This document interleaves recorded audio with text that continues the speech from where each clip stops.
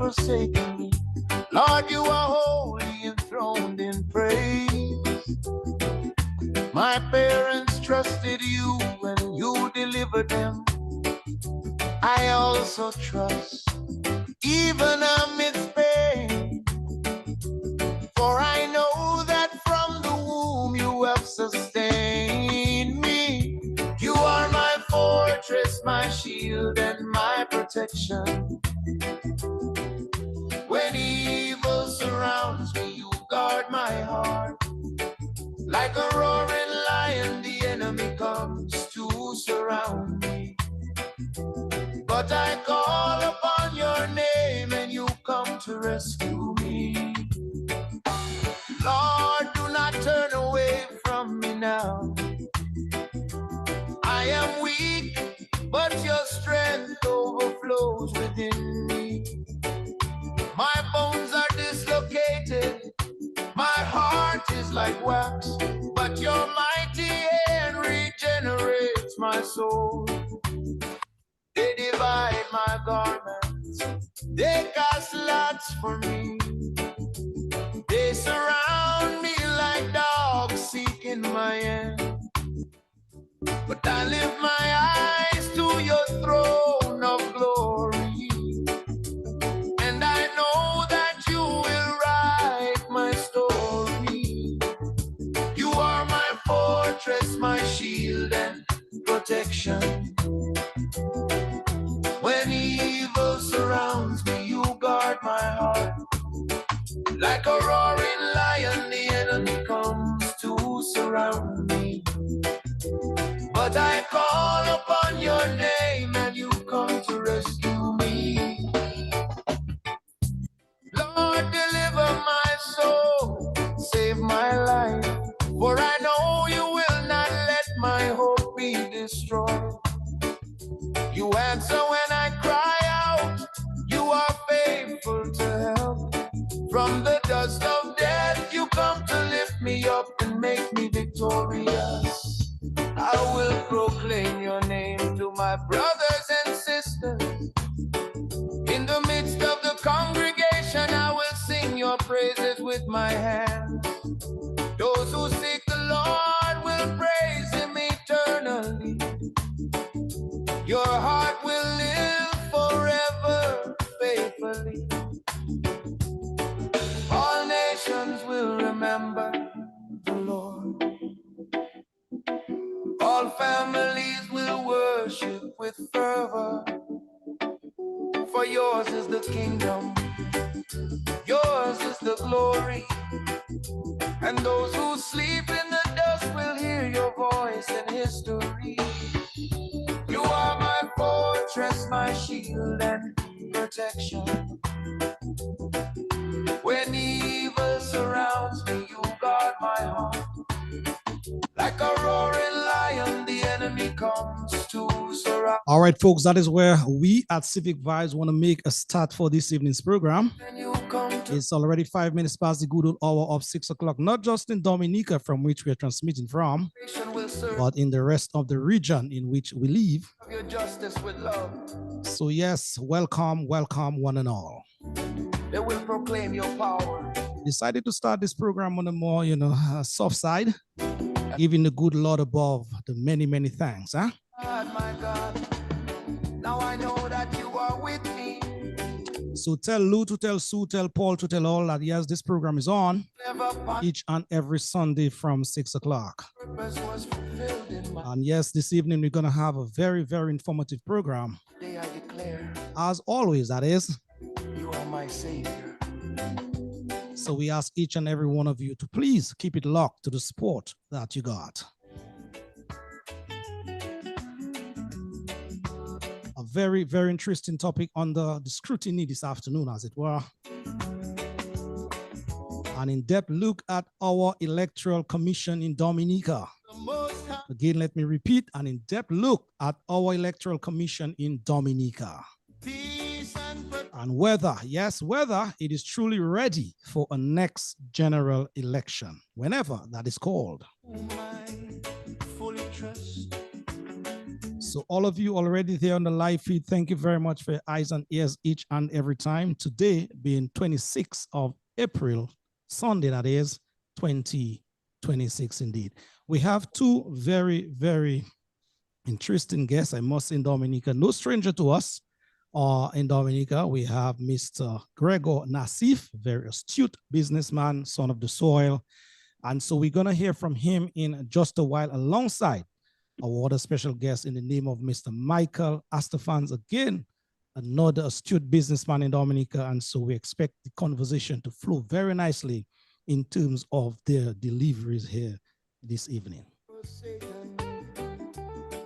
Joining the conversation as well is Brother Zed Lloyd. Zed Lloyd is no stranger to us, no stranger to Civic Vibes, no stranger to you. And Alvin Thomas and myself will just be the conduits, as it were, to help guide and steer the conversation to come.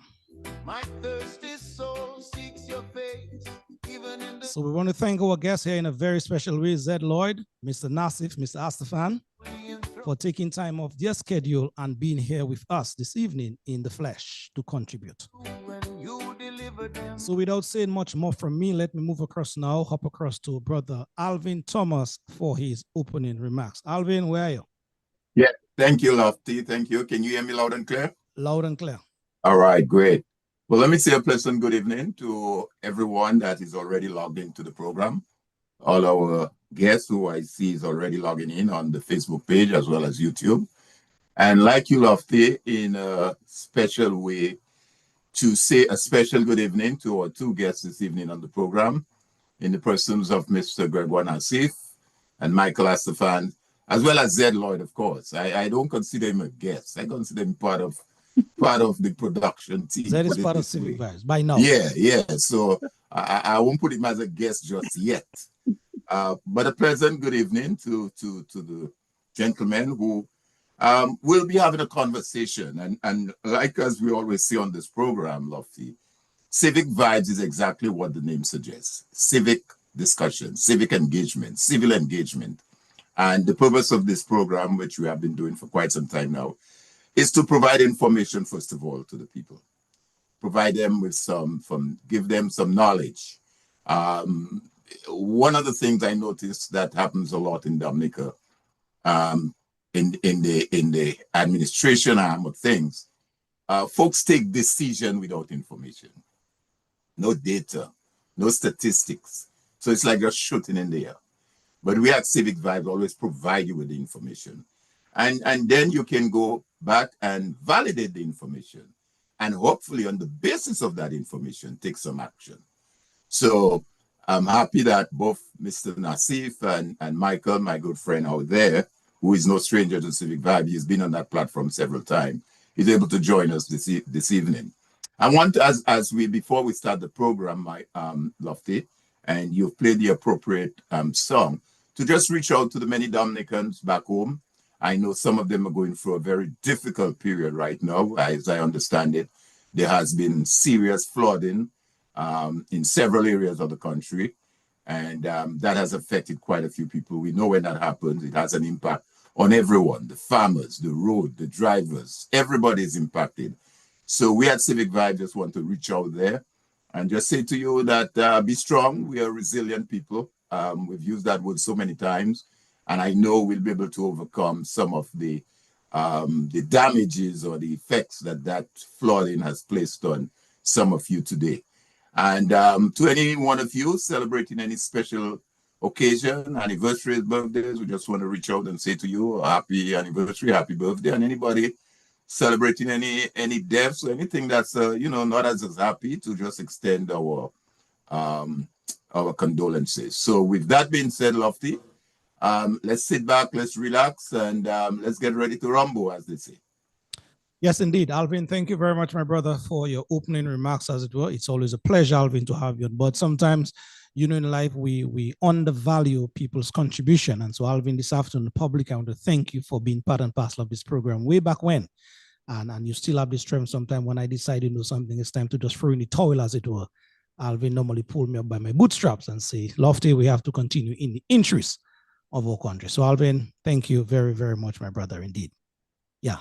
Folks, yes, for those of you tuning in at this time, we're going to discuss a very important topic as it relates to Dominica and Dominicans, our electoral commission, the readiness thereof of that institution in terms of a next general election in Dominica. We've been hearing a lot about that institution of late.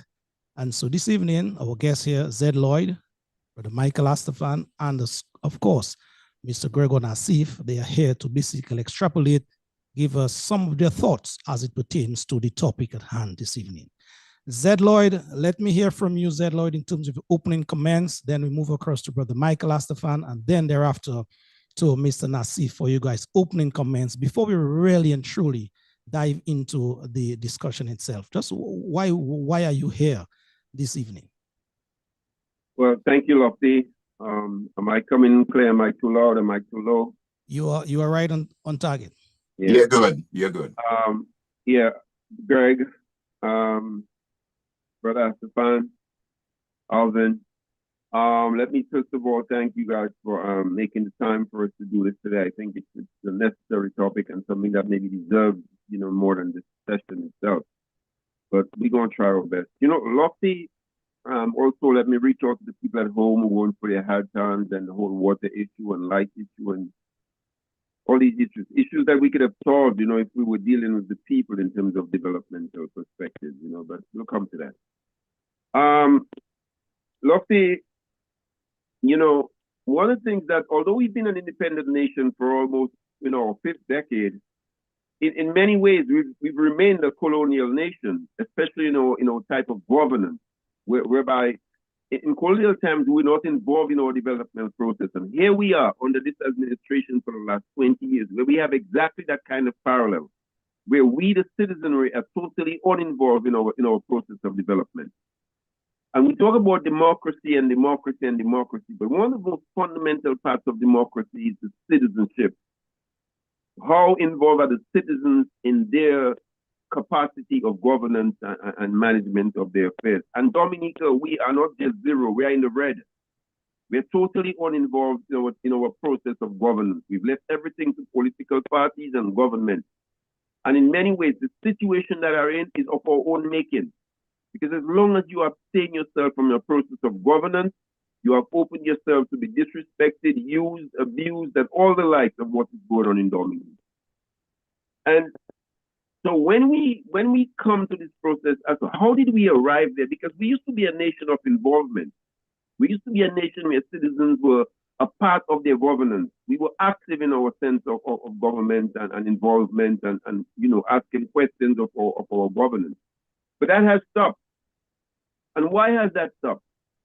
That has stopped because we have come through a process of victimization in terms of how government responds to citizenry involvement in their governance. A process of victimization. I listened to the radio the other afternoon. I heard Brother Jerry Brisbane, brother, same one of my schoolmates at SMA, and I almost cried, man, because Jerry was so real, when he tried to explain to us how difficult it is to just speak truth to power in Dominica. People going at the back of his vehicle, people coming at his property, people writing all kind of stuff, and the place is uncivilized politically, uncivilized, And then we had a march last year, March 19. We have about 20-something people, some of them who can't even travel for doing what? For just coming out of the protest to stand up for their rights on the issue of electoral reform. We have other business people. Brother Greg just wrote a letter, and he was, almost a method of intimidation was laid out against him, So it's like even those who have some sense of power in the country are not even off limits on this victimization process. Brisbane lost the whole business because of standing up. You have folks like Leonard and his family going through victimization, can't find a job, his wife, it's just, it's pure stress. Once you decide to stand up for governance in Dominica, you come under a process of victimization. And so I want to hope today that we can establish a sort of understanding that a few are doing it and we need more to get it done. Because if we continue to sit back and leave our interests in the hands of political parties and politicians, the situation will continue as it is. And it is continue as it is because we are in an antagonistic and polarized nation. And because of that, people are not listening across political lines. And so we need good citizens to stand. People out there talking about we need people to vote. Go and stand up as a good citizen. There are a lot of retirees who have pretty good track records in constituencies. You can stand up. You can stand up. All we need is a few to stand, and there will be an avalanche of good people. But at the end of the day, it is good citizenry that is going to change our condition in Dominica. Sure. And so I want to applaud Brother Greg and Brother Astaphan for coming here today for us to talk about this thing, because Brother Johnson wrote a letter, not too long ago, and he's been advocating. I wish he would come out and speak with us in the public, but he's a private guy. But he touched some very crucial things. He tells that we are concerned on registration and confirmation, and all those things are critical. But he says, you know what the two most critical things are? An absence of campaign finance reform and the lack of independence of our electoral commission. And I think Michael this afternoon is going to spend some time on the electoral commission issue. And Brother Greg is going to give us his experience and his reasons for standing up, even at a time when he didn't even have to stand in Dominica. So we want to understand those things, and we hope that their arguments and their conversation can empower you as regular citizens to decide, it's time to take a stand. If Gregor can do it, I can. If Michael can do it, I can. If Lennox can do it, I can. If all the others who have done it, I can. Because that's what we want to advocate for. And as long as we do not get involved as citizens in our governance, this process will continue. So I hope we can engage you and leave that message with you this evening in this program. God bless. Thank you very much, Zed. Thank you, Zed. In terms of advocating really and truly for active citizens in Dominica. Brother Michael, good evening to you. Your opening remarks, sir. Let me say good evening to our listeners and to speak and say hello to all the presenters here tonight, Gregor, you, and Zed, and Alvin. Now, Julian Johnson has done tremendous work on the Electoral Commission. He did write Sir Dennis Byram, and Zed alluded to some of the issues that he raised. Now, it is clear that in Dominica, the people who take the oath of office to protect the Constitution and the rule of law are the biggest violators. Because you see, the government of Dominica now, under the leadership of Roosevelt Skerrit, has violated tremendous avenues in terms of the electoral reform. But if you look at his track record, he's done the same with the Integrity in Public Office Act. He's done the same with the construction of the international airport. I'm not sure why is he approaching these matters without having a watchdog body, that he can count on, a broad-based civil society and the political parties. Everything he does, he wants to be in control. The Electoral Commission, not the Electoral Commission, the Integrity Commission had 2 members appointed by the opposition and 2 by the ruling party. 3 by the ruling party because they appoint the chairman, and you had civil society. Because part of that legislation had integrity in public, freedom of information and whistleblowing protection. He diddle-daddled with the act that Pierre Charles prepared in 2003 and was ready for passing. He diddle-daddled with it, and he implemented something that removed the whistleblowing protection and freedom of information. And when he was found wanted by the chairman and the Integrity in Public Office Act, he moved to change it, the entire system, to have 1 appointed by the opposition, 1 by the ruling party, and 1 by the president, which effectively gives him power over the Integrity in Public Office Act. So it's no longer in the organization who could control the resources of the people, manage it, and ensure the people get value for money. In addition, we have the Electoral Commission. Now, the Electoral Commission, very much concerned about its present composition. Okay? But Julian Johnson advocated for broadening the executive body so that it will be more representative of the people and not too political. Because if you have an organization that has two political parties, the ruling party and the opposition on board, they could somehow be at loggerheads. But if you have civil society with them, then you can achieve more, and it wouldn't be political, and you wouldn't have this sort of problems that we have in now. Okay? And I want to, really congratulate him for what he's done. He's not only presented it to Sir Byram implemented it in his 2023 legislation. And again, Roosevelt Skerrit removed it. And the reasons he gave for removing it were very inaccurate and wrong. Okay? I will speak to the present composition of the Electoral Commission. It has two members appointed by the opposition and two by the ruling party, plus the chairman. Now, this organization is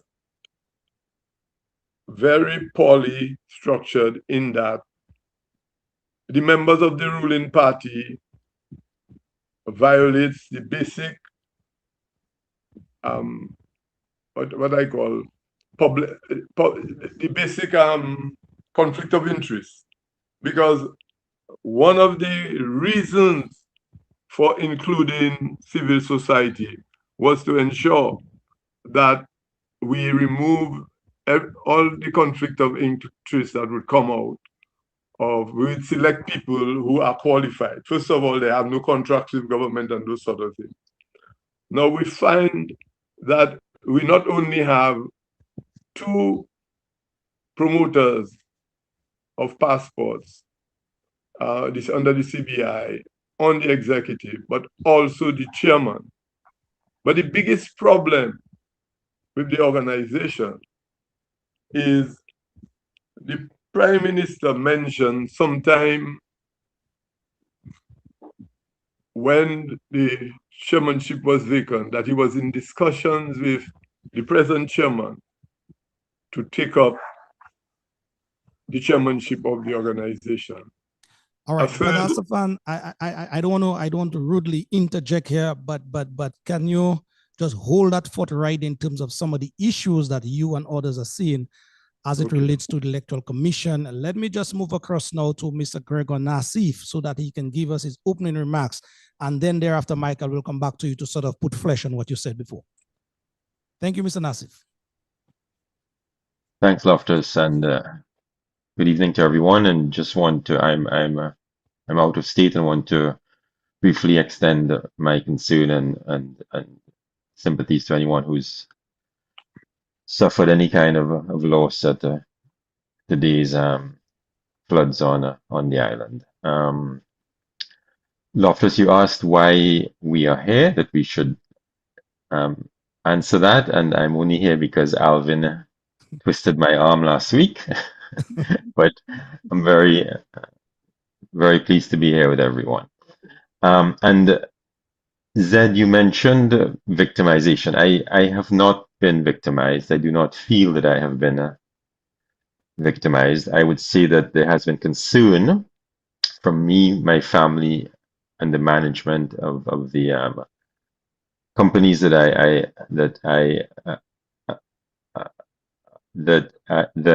I am involved with, that there could be victimization, but I don't want to say that there has been. There has certainly been a pushback in the same way that when I spoke out with regards to what Mr. Linton had said about me publicly, there was tremendous pushback from the other side at that time, and I was labeled the enemy of the state or something like that. So I try not to focus on the pockets of emotion and some pockets of hate that exist on both sides. And I think that I try to, when I speak out, to do so from a position of genuine concern and of principle. So in terms of the voter confirmation and registration issue, I accidentally found myself in a circumstance where I realized that registration had been suspended because I was away for most of my life, came back to Dominica, had never voted and had not participated in any way in politics, and I wanted to register to vote. And when I attempted to, I found out that the registration had been suspended. And I reflected on the electoral reform process and the fact that the country has been through 2 or 3 elections where the perception of where there was strong concern that elections may not have been free and fair. There were various factors, and as we know, it's not just that they're free and fair, but they seem to be free and fair. So I was very concerned about that, and I felt that it was really important that this time around, after everything that the country had been through, including some of the victimization that Zed spoke to, that we really have a process that inspires trust, and that persons are comfortable and confident to confirm and to register and to go through the process with the objective that the country can have a sort of a healing, because we've been through many years of tremendous concern that we have not had a process that everyone is very comfortable with. So seeing that registration had been suspended, which is a breach of law, seeing that while that suspension was on, that there were village and city council elections taking place, seeing that the applications for confirmation and for registrations and the approvals were all at a very, very slow rate, not acceptable at all, seeing that 6 months into the confirmation process that there were no voter ID cards, I felt that we were going in the opposite direction, and that in fact the breach of trust was more severe and more significant than when we had started the process. Yes, so that is where the concerns are. And then what I'm really concerned about is the way the commission and the chief elections officer has how they have actually managed this. They have not accepted or spoken out publicly to take responsibility to try to reinstill trust. And then we have certain statements made by the PM, which I think undermines the independence of the commission, and makes he's made statements that are not in any way helpful. So, in addition to the breach of trust, in addition to all of the failures in the system, the the commission is not speaking out, and their independence is being undermined. And I just feel very, very strongly that the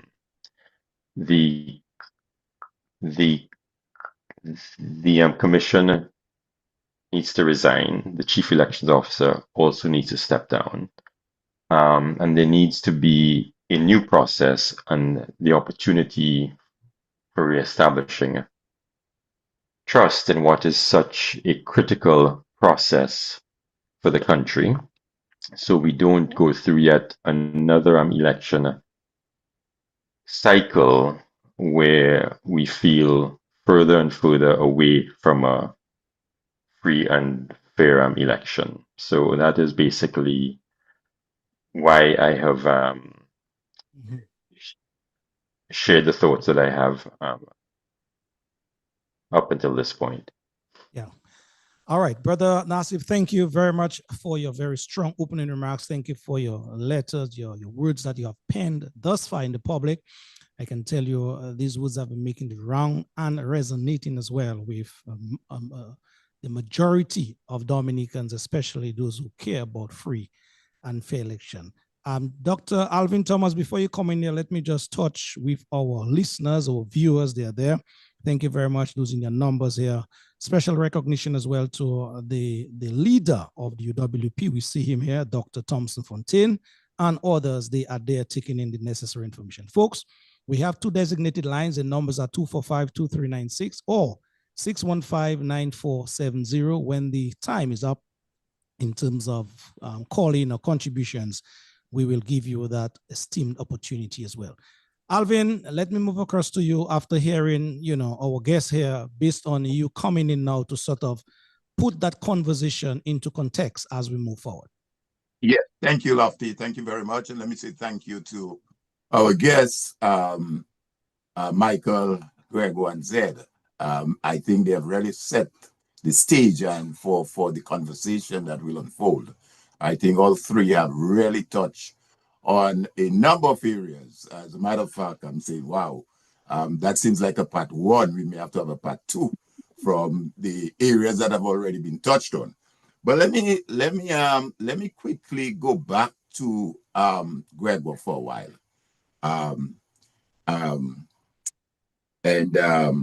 You made two fundamental points there. I will get to Zed and others. You say that the country can have a healing, and that is profound.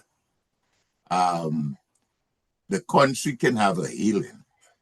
And also, I think you mentioned the commission having to resign, and the fact that the chief election officer doesn't take responsibility. And I interchange the word responsibility, ownership.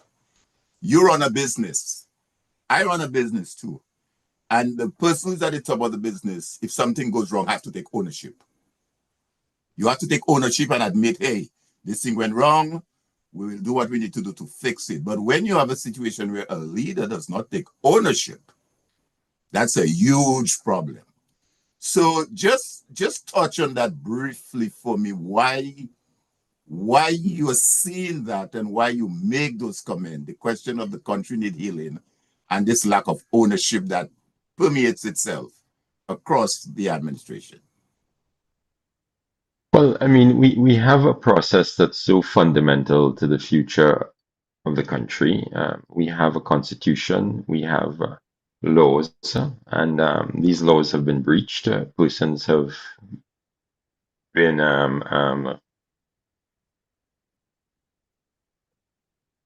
denied denied the democratic right. This went on for 1 year. And no one from the commission or the chief election officer herself has stood up and accepted responsibility. These laws were passed in March of 2025, more than a year ago. And they were passed at a time when clearly the commission and the system was not actually ready, but they were passed anyway. And the commission is responsible for not speaking out. The commission is responsible for saying, hey, wait a minute. We should not be implementing these laws. We are not actually ready. But they didn't say that. So we went into a process where Dominicans' fundamental rights were breached. No one has taken ownership. No one has stood up and said, yes, we were in breach of our laws. This should never, never have occurred. And at the meeting of the Dominica Business Forum, which took place on April the 10th, the chief elections officer was there, and I was also there, and I asked the question whether the suspension of voter registration was a breach of law, and she refused to answer the question. I asked her if it is possible that with the suspension of the registration, that the results of the city and the council elections could have been impacted. She refused to answer the question. She said, I cannot say that. And then I asked her, can she guarantee that the results of those elections would not have been impacted by the suspension? She said, no, she's not able to guarantee that. And then I asked her if she finds the rate of the confirmation and the approval, if she would acknowledge that it is unacceptable how slow the process is. She refused to accept that. I then asked her if the fact that the voter ID cards are not yet even on island, if that is acceptable, 6 months into the confirmation process. She said she would not say that. So how can there be any trust in the leadership and also the chairman? I mean, I am friends with Duncan Stowe. I appreciate him. He's someone who I think does very great and important work and things, but Duncan himself has not stood up to accept responsibility. And the members of the commission have not faced the press and the public and said this is an unmitigated disaster. And this is how we're going to fix it. And this is how we're going to reestablish confidence. And we're going to get things back on track. None of them have stood up, which means that they do not have the courage to do what they have been appointed to do. And they should do the honorable thing for the benefit of Dominica and for the healing that the country needs and step down. It's not a personal attack. It's not a personal thing. We have to look at what's best for the country and do the right thing. And this is what the country needs. Yeah. And I think it's clear to everyone that the country needs a healing. We've gone through traumatic election cycles. There's been a deep concern that the elections are not free and fair. How can we get this wrong? This is the opportunity with a modernization of the entire system, a cleansing of the list, the issuing of voters' cards. This is the chance we have to get it right. And we're messing it up completely, and no one is taking ownership. That can't be acceptable. And if it was me, I would resign. I would step down. It's not failure. It's just this has not worked, and someone has to take the responsibility. Right. That's it. Yeah. Yeah, I agree. Zed, chime in there now because I see you. I seen that smirk on your face, and Alvin, just permit me, just before Zed come back. Yes. Michael was making a very fundamental point, which I believe ties in very nicely with what Mr. Nassief just said, where he was Okay. pointing out some of the issues that are affecting the commission as we speak. So Astaphan, just make that that's fine. For us, Michael, and let's then we move across Michael, to Zed. let's go there. I think he was speaking about the conflict of interest, sure, yes, and that type of thing. So let's go there, and then we'll come over to Zed. Fine. Zed, yeah. I share Gregor's view that the commission should resign, members of the commission and the chief elections officer. Okay, because we have 3 attorneys representing the government side. Okay. They know that the commission Michael, I heard you, but maybe you want to explain in a way. You see 3 attorneys representing the government side. I know government have 2, opposition have 2. The president appoint 1 that should be neutral. So clarify that a little. Okay, I will clarify that because Duncan Stu, Alec Lawrence, and Lennox Lawrence, I understand that they are part of the CBI arrangement with government, and you can only be a CBI agent if the prime minister approves. Okay, the fact that he spoke on live radio, he was in this discussion with Duncan Stu. Me as a non-attorney would have felt that that position compromised my integrity because I should be appointed on the deliberate judgment of the president. Now, the president, Charles Savre, at the time, should never have appointed him, yet he did. So that, again, raises lack of trust in the organization. It is unacceptable because section section 56(11) on page 57 of the Constitution states, in the exercise of its function under the Constitution, the commission shall not be subject to the direction or control of any other person or authority. Now, the Labour Party is not a young boy thing. It's supposed to be a serious organization. Once the Prime Minister does that, somebody in the organization should have alerted the Prime Minister and to seek that the President does it on his own deliberate judgment. So then again, so this is a major breach of trust.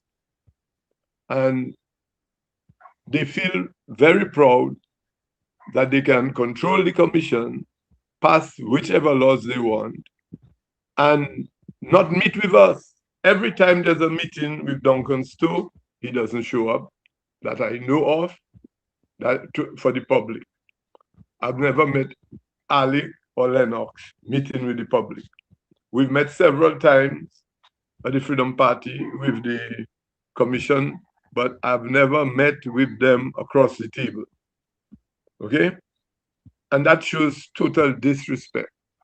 But the commission must not only be open and transparent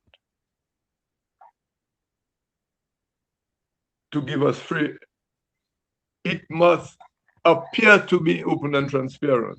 When you make it, because if you look at some of the contracts that some of the CBI agents have, it could be in the millions. A 10% of a $79 million hotel. Those sort of things raises some serious issues of conflict of interest. And the attorney should know that conflict of interest in some countries is against the law, especially when you take an oath of office to protect the Constitution and the rule of law. The Prime Minister did, the Attorney General did, and members of the Commission. Yet, you will see the Attorney General not wanting to broaden the base of the executive to be represented by civil society. Because clearly, we have petitions, a group of us have petitions that was filed for over 2,000 people. And I want to mention how the confirmation process and the company they chose. I don't know if Gregor noted, but I think they had mentioned the name of the company who is doing the software for the registration, for the confirmation is Simplex, SEMPLEX. If you go online and see the amount of lawsuits with African countries with this Belgium company on the side money they made for doing things that are different than what the Constitution says for the people that they work. Why would our government, just Google it, you will see, why would our electoral commission select that agent, that company? There's a massive amount of breaches. I think they're based in Belgium, and the Belgian police raided their headquarters. Yes, these are the people that we're using to do our confirmation. Now, as I told you, we have over 2,000 petitions that we filed. Just like the election process, the petition has to be heard in a timely manner as to whether you qualify to be on the list or not. And over 3 elections, the same members were petitioned. We petitioned them during the right period. Yet, they still remain on the list after over 3 elections to petition to remove them. And no hearing was heard. And the commission will not apologize as to why or give you a reason why. And they took an oath to protect the Constitution that before an election, they have to remove everybody who don't qualify and ensure that everybody who qualifies are on the list. And then once they qualified, and the chief election officer, I brought that to our attention at this very meeting that Gregor, referred to. And I told her, if they were to call the election now, she had some, I think, what was it, 7,000 or 10,000 persons applied, and only 500, 600, or 700 that was confirmed. 14,192 persons applied, according to her number. Right. And those that confirmed was less than 1,000. But they haven't gotten their card. No. Okay. Would she notify the commission to notify the president that she's not ready? And she said she couldn't answer that question. So she showed here that she's biased. She's employed by the person who has a right to call election. Because as a chief election officer, you have to make sure that the right to vote is a sacred thing, and every voter that qualifies should be on the list. And that lack of appreciation for what democracy is, the rule of law, and her oath of office, I think she needs to resign. Right. Not only she and the entire commission. All right, because, Micah, yeah. Because yes, go ahead. this concern that she had, that she expected to have lines and lines of people coming to confirm, should tell her that the public does not feel comfortable with the process. True. All right, because Michael. Dominica is the first person, and I could stand corrected. Whenever you have to sanitize a list, all you do is have a re-election, a Re-registration. re-registration. Re-registration, Because yes. Dominica did that some time back, and it took about 3 months. Now this confirmation is going more than 3 months. Dominica, you said, or Antigua? Dominica did it in the 80s. Okay. In the 80s, and it took less than 3 months. And remember, we didn't have the software that they have. It was a paper thing. So everything had to be paper form, fill paper form, go, and I doubt they enter that on the computer and do sort of thing. So it will take much longer than the technology they have today. Michael, can you just repeat and reiterate that sort of confirmation or cleansing of the list that you mentioned that happened in the 80s? Because I know a lot of folks out there wouldn't have a clue. Can you just go down that road, please, just to expound? There are certain rules that require the commission to cleanse the list. Now, if you die, you have to be removed from the list. If you travel and be out of state for more than 5 years, you have to be removed from the list. And if you are not a citizen and don't meet the requirements, you have to be moved from the list. Let's suppose somebody comes from St. Lucia, they are a Commonwealth citizen, yes. But they're not in the constituency where they don't live in the constituency where they registered.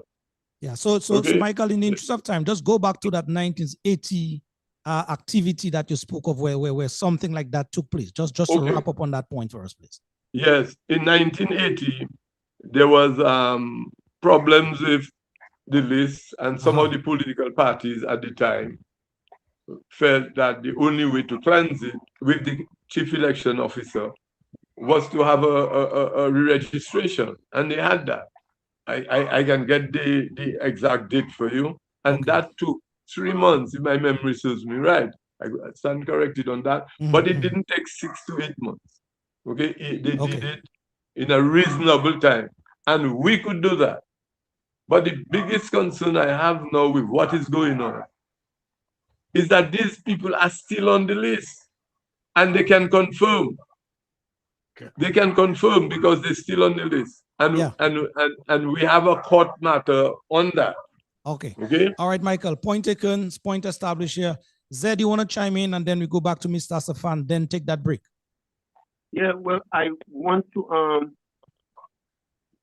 from listening to Greg and Michael, two things are consistent in their presentation. There is a disregard for the rule of law by this government. A disregard. And that disregard continues because this government has realized there's a pattern to Dominica. People talk about the wrongs that the government does, but it stops there. Nothing gets done that stops the government from doing more wrong.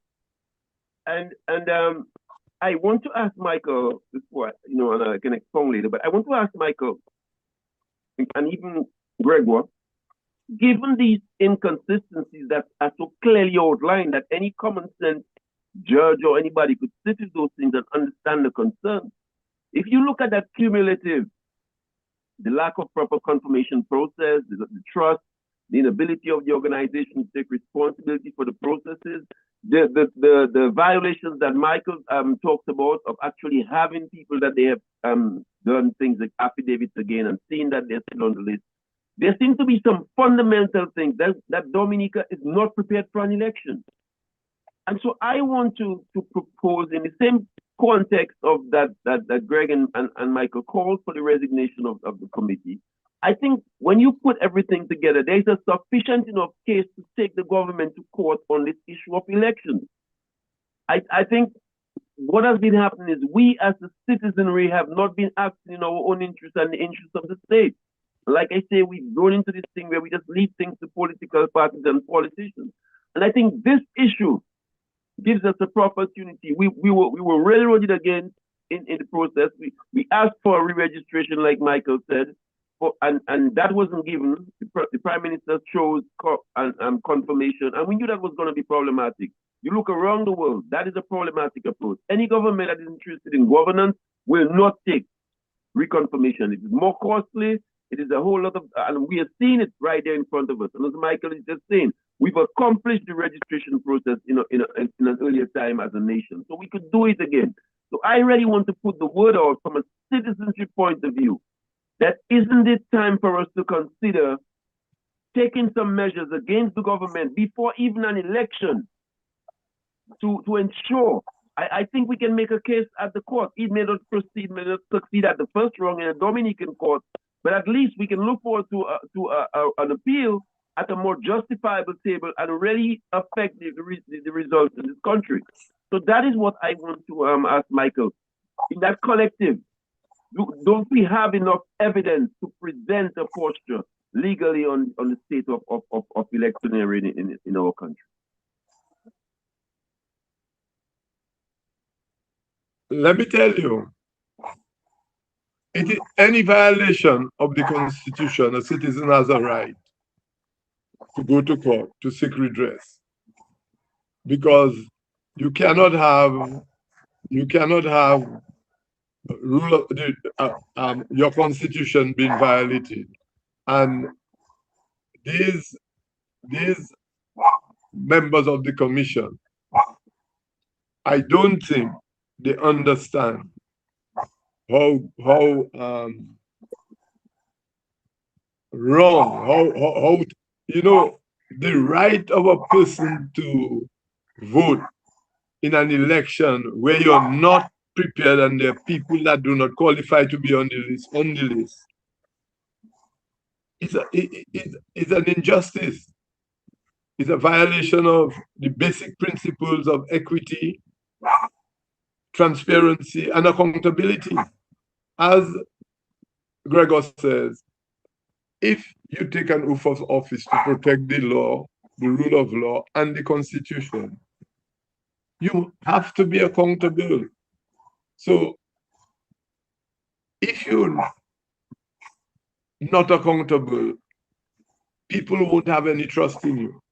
And the fact that the agent, the company that they mentioned that they're using is in such trouble with countries that they did passports for and/or election software for, and they're taking them to court because they took money on the side to give one political party an advantage over the other.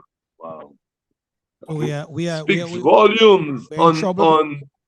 So why did you select such a person? Why does the Prime Minister require to have free CBI people on the Electoral Commission?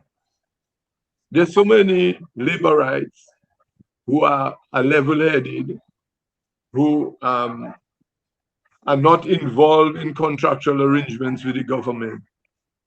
These are the type of people you need. You don't need people that you are in the government is in business with. This speaks volumes, of the disrespect for the rule of trust, because it must not only be open and transparent, it must be seen to be open and transparent. Their presence on the commission taints the commission. Yeah, true. And the fact that Michael, their presence on the commission taints it. I know we're coming up to the break. In a few.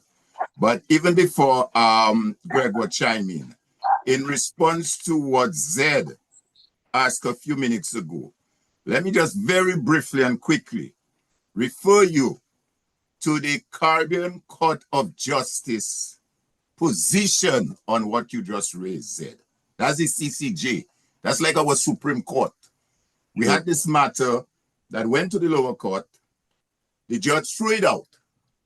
So as a result of that, you could not have appealed to the OECS Court of Appeal because there was nothing to appeal to. There's a legal term that they use for that. But the attorney that was representing the applicants urged an appeal to the CCJ at least, just listen whether there may have been a case. And the CCJ, one might say unprecedentedly, agreed to look at the matter. And you had 1, 2, 3, 4, 5 justices, well-learned people on that. And they issued their report, and it is dated July the 22nd, July the 5th, sorry, 5th of July, 2022. And that is a report I think most Dominicans should obtain and read. It is still very relevant. And that was coming out of the 2019 election, okay? At section 101 of that report, listen to what the justices said. While it is clear that not every or any procedural irregularity could result in an election being declared invalid, it is also clear that there may be some irregularities that could have that consequence. Such a breach would invalidate the election without also having to show that it affected the results. Lord Deming's first category, an election that was not substantial in accordance with the law, as to the election admits to this possibility. Indeed,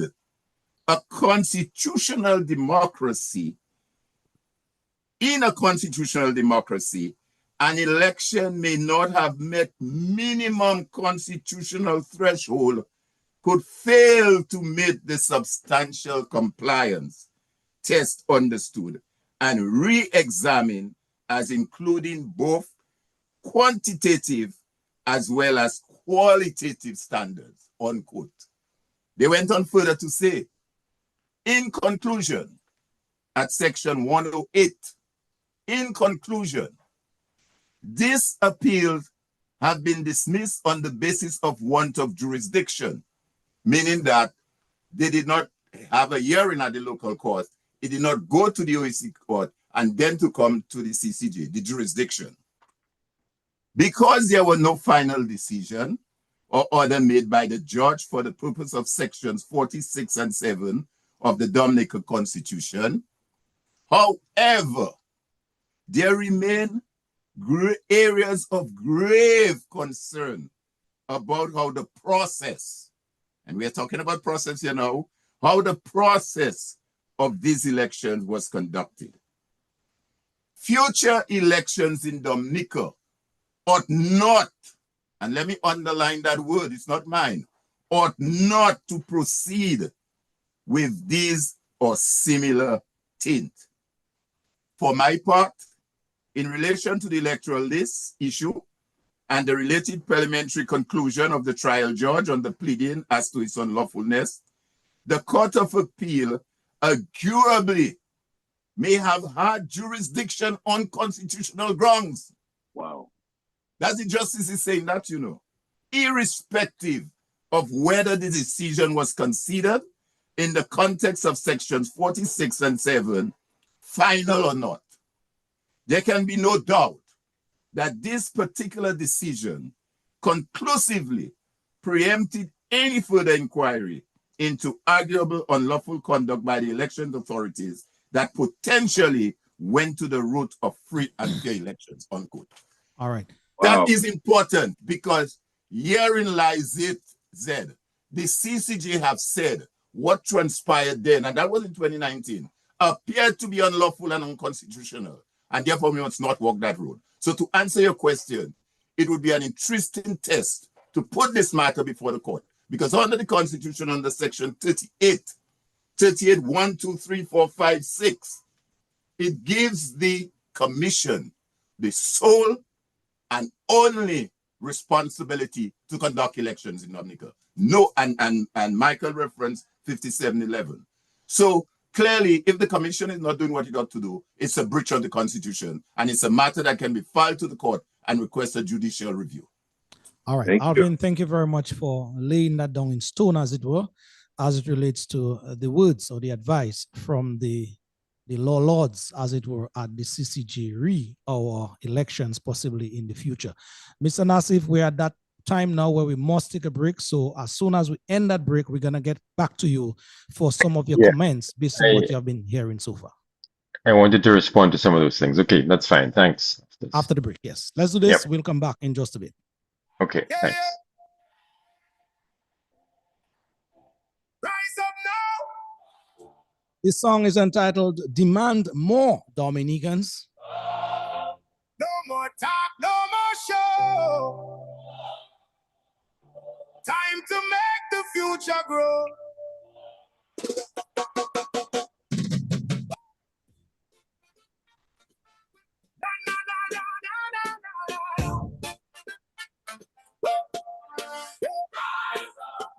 Too long we hearing promises in the air, big speeches everywhere, but nothing there. Roads still rough and bills still high. Young people watching chances pass them by. So if they want your vote this time around, ask them how they plan to lift the ground. Show the number, show the date, show who carrying the weight.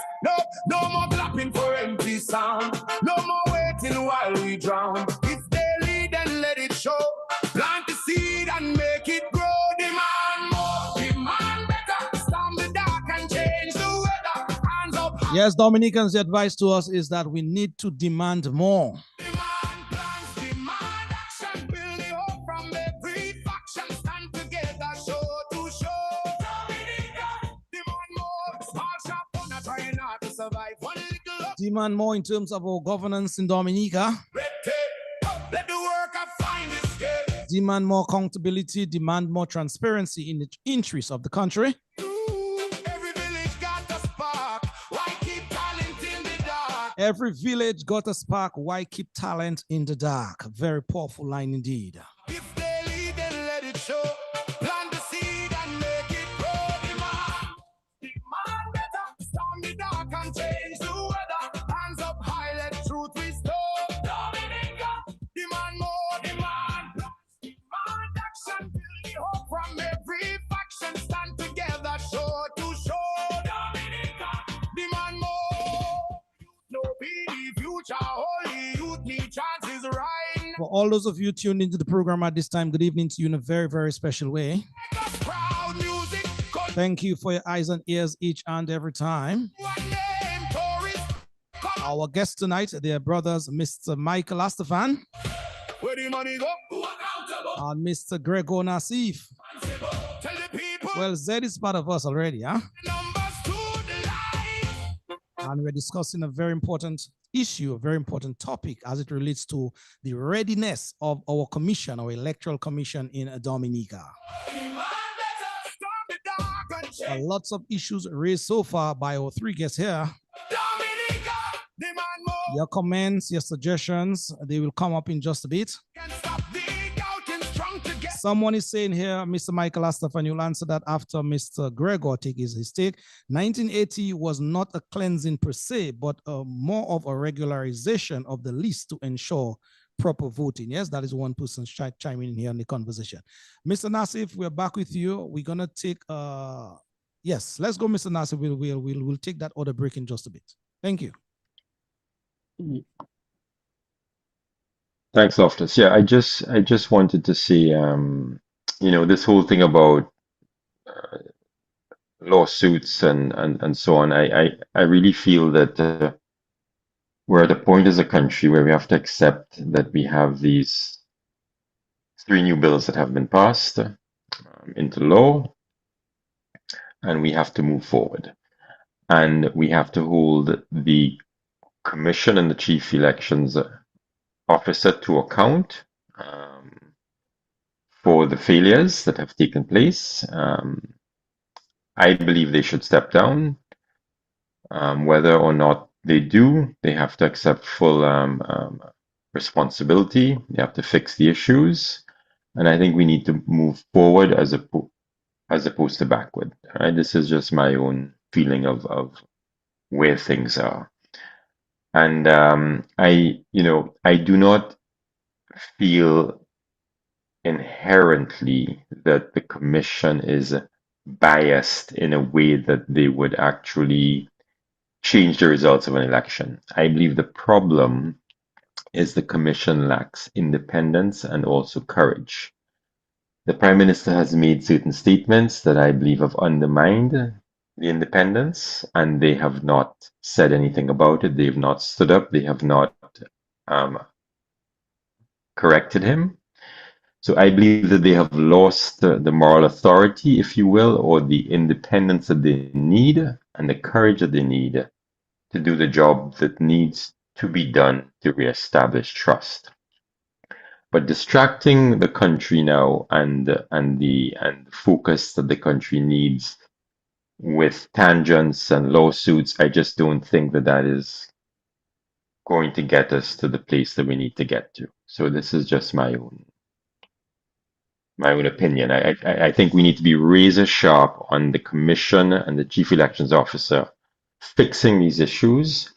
And then the next huge challenge we have as a country is to battle the lack of confidence and trust and the apathy that exists where people don't want to register, they want to participate, they don't want to confirm. And that in itself has been inspired by the failures that we have been speaking about. And so there's a lot of work that needs to be done to turn the corner on two fronts. One is to get the commission and the chief elections officer to function in the way that they need to accept the responsibility. I would like them to step down. I think that is by far the best thing that could happen to reestablish trust. And then we also need to turn the corner on getting people trusting the system again and inspired to register and to confirm and to participate. Neither of those things will be easy. Both of those things are significant. But I just think throwing a spoke in those wheels with more legal challenges and more distractions of this sort is not the right way forward. The way to go. Having said that, Mr. Nassief, you are quite right in that every time I walk the ground and I speak to people about getting confirmed and going to get that confirmation process done, I there's not the appetite for that. A lot of people, they just sort of take that process that they have to participate in a very lackadaisical manner. And so, yes, I agree with you based on the feedback that yours truly have been getting from the ground, that there's a lot of mistrust, breach of trust in the system itself. So persons are basically saying, something, why go through that tiring process? And at the end of the day, that sacrosanct effort of mine may not even be worth the while. But let me just chime in with based on Gregor's comment. And I want to ask Gregor. Yeah, I'll get you to come in a few, Michael. But I think it was you, Gregor, who made the comment that the laws have been breached. Dominica's fundamental rights were breached. And within that context, and the commission not resigning as the call is being made, because they can choose two or not two, and they entrench. And if they're taking the instructions from, let's say, the Prime Minister, do not resign.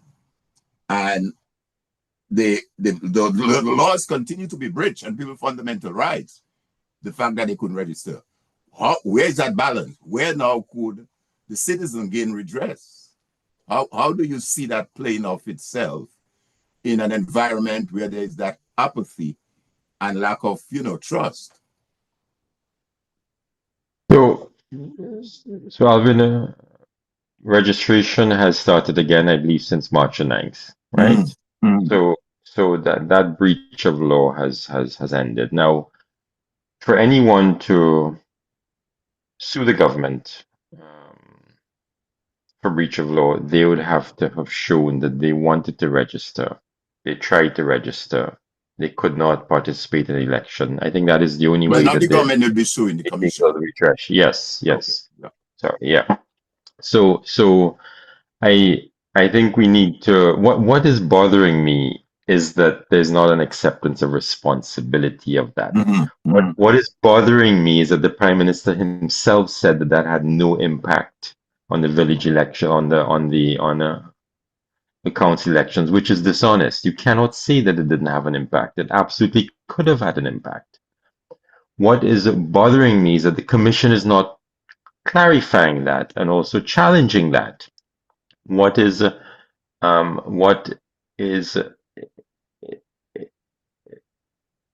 bothering me is that the chief elections officer herself will not acknowledge publicly that there has been a breach of law. Right? So for me, the breach has taken place, but the fact that there's no acceptance of responsibility, no acknowledgement that the elections held could have been impacted is the problem. So the leadership needs to be held accountable. Yeah. And I feel that is where the pressure needs to be brought to bear. Now, if we can find citizens who in this environment are willing to come forward and say that they tried to register, they were not able to, they would have participated in the city council election or this village council elections, and to show that the results could have been impacted and they were were. hurt. They were hurt. Yeah. Yes, they were. They basically disenfranchised. Then sure, you could launch a lawsuit on that, but I think far more important, far more significant is to get the commission functioning as it should, get the system functioning as it should, and to restore as much of the confidence Trust as and we can confidence. that's been lost. Yeah. So Okay, Michael. again, moving forward as opposed to moving backward. Okay, Michael, come in, Michael. You wanted to make a comment. Alvin, I want to speak to the issue of there was a case that 3 police officers took the entire cabinet, I think, to court for treating, where they were basically paying for entertainment and other things for election time, which is against the law. It's treaty. That matter ended up in the CCJ, and it was reversed. It was sent back to the magistrate court so that the cabinet members that were charged under the matter to hear the charges of treating read to them. And when an apex court sends a thing back to the first court of, not the appeals court, but the first court, the magistrate court. The local court, yeah. Yes. The matter was nulli pros. They said they didn't have evidence. The government is suggesting that the learned judges at the CCJ didn't know what they were doing to refer it back to the local court on another matter. Because I want to ask Gregor, what do you do in that case? What do you do in the case where Rosie Douglas campaigned that too much money in election, and we have to take it out? And on February the 7th, 2000, he said, he campaigned and he promised to do that. We need robust control over election spending to ensure that political parties are properly accountable to the people of Dominica to prevent conflict of interest and exercise improper influence. The DLP-DFP coalition is committed to cleaning Dominica's politics and to ensure the way political parties are funded becomes open and transparent. Okay? That matter was taken up with Sir Byron. And Sir Byron, in his 2023 legislation, had legislation that would do that. Very novel legislation. Now, Sir Byron is a senior judge. He was the apex judge at the CCJ for a while, if my memory serves me right. He was also the apex judge at the OECS court for over 10 years. He was the Chief Justice. Okay, the Prime Minister, on receipt of that, he got his people to do a redo of the legislation in 2024. And he's saying, campaign financing, the Prime Minister stated as follows: campaign financing is not only about where you're getting your money from, but the Treasury, the working tax-paying people of Dominica will have to pay for this. I don't understand that, because the campaign financing that was suggested in the legislation was to ensure that people don't take money from everywhere and anywhere, and next thing you know, they get in big contracts. Call that dark money. You call that dark money. Or they could become CBI agents on somebody.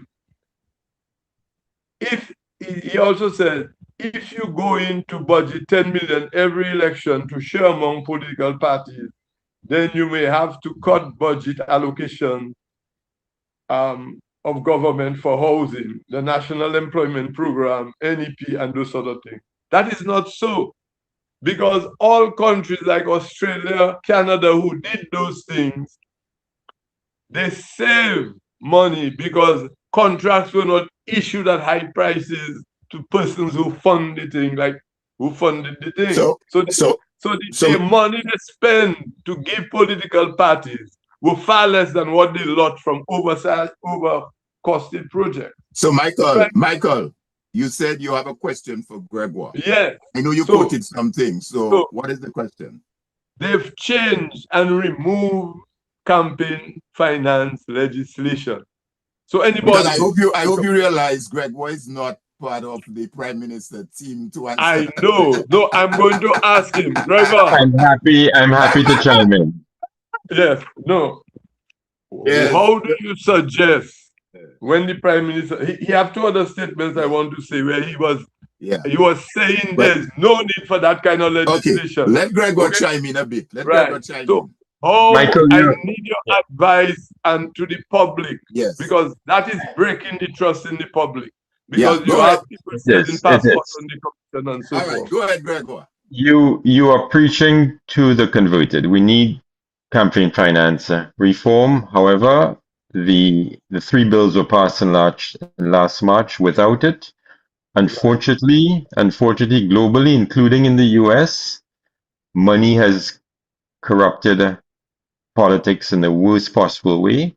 Elon Musk tried to finance some elections about a year ago, and he spent how much? $200 million, Alvin? I don't know if you remember. Yes. Oh, yeah. Quite a bit. And his candidates lost. So I think that is the answer to your question. Okay? We're in an unfortunate situation with how campaigns are financed, but that doesn't mean that equates always to victory, because it does not and it should not. We will eventually get campaign finance passed and in place throughout the Caribbean. I don't think it exists yet anywhere, or maybe in just a couple of places. Jamaica. That's not an excuse. We need it here. But again, we have to move forward without it. We can't go back to that. The laws were passed, they took it out, they should not have, but that is what it is. We have to move forward. Yeah. No, go ahead, Zed. I want to say something, Alvin. Yes. When you go on the ground, and I do not know if Loftus got that impression, you're talking to young people. Some of them really want to be involved, but some of them are telling you they need to be paid. to go and confirm. They need to be paid to go and register. And you need, so there is money that is being made available to persons to vote. Money, And that in itself is a big problem. Money has when you go on the democracy. Go ahead, Absolutely. Gregor.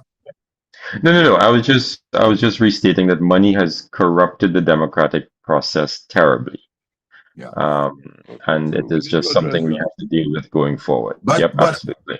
But let me I'll get to Zed in a minute. But based on what you've just said, Michael, and Gregor's response, while that may be true, but if we just get closer to home, we had 2 elections in the Caribbean. We had an election in St. Vincent with Ralph Gonsalves, well entrenched, there for a long time. And from what I understand, there was quite a bit of money on the ground. Ralph put a lot of money in it because he was there for 25 years. He had access to money. I mean, I don't want to go into details, but there was a lot of money put into it. And he lost the election. Because why? There was strategic moves was taken by the opposition. Okay? Yeah. And he lost. You had St. Vincent. Not St. Vincent, sorry, Grenada. Grenada has a CBI program. And again, you had an entrenched prime minister there, Mitchell. And a lot of CBI money went into the election for Mitchell. As a matter of fact, the 2 prior elections, the opposition party was decimated. They didn't even win 1 seat. So they were out of parliament for 2 consecutive years because 15-0, whatever it is. And like I said, Mitchell had money. He had CBI money because they were one of those that were in the CBI as well. And he lost the elections. So while I understand and I agree with you that there is need, I think I tend to agree with what Gregor is saying. Let's focus on what we can do now in terms of, 1, getting the commission to do what it needs to do as a commission. And if it means they have to resign and whatever pressure that has to be brought to bear, and ensure that we have an election and the opposition forces. And when I say opposition, I'm talking broad across. They can strategize, they can put themselves in a very strategic position. And yes, you will have the 1-2 persons coming to you and they need money because of the economic situation on the ground. Give me $400 for my vote or $200 for my vote. And it requires us on the ground to have some sort of response to strategy. Can I tell you what that is there tonight? No, I cannot. It may be more complicated than what I think it is from where I'm sitting in Atlanta. But I think, though, therefore, that some strategic positions can be placed whereby we focus on that, and like I always tell people, I have repeated this on programs before, that magic number is 11 seats out of the 21 seats. So in other words, if we go into the election and the opposition party or parties is able to win 11 seats, they form the government. Simple as that. The Labour Party is out. And if that strategy can unfold and presents itself and we have a winnable strategy, then I think that's the answer. When we get there now, I think it's incumbent. And that is where the problem lies too. Once we elect a government, with them to believe our role is finished until next 5 years. We have to hold that government fit to the fire. And the stuff that you're talking about, the Integrity Commission, reinstate that, public, whatever it is, the campaign finance, all of those are commitments that whatever government comes in place must commit themselves to make those changes for a better democracy and a better Dominica. Go ahead, Zed. Zed, go ahead.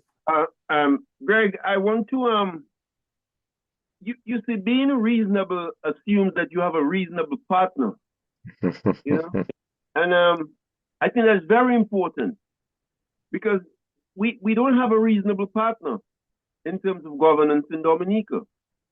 We have a very selfish individual. I mean, remember, we're talking about a process of bringing back 1800 something law to prosecute people who come out to challenge a law that they don't agree with. I mean, it deals with policemen arresting people unnecessarily. It deals with going to the courts and putting some kinds of conditions on bail and just not calling the case.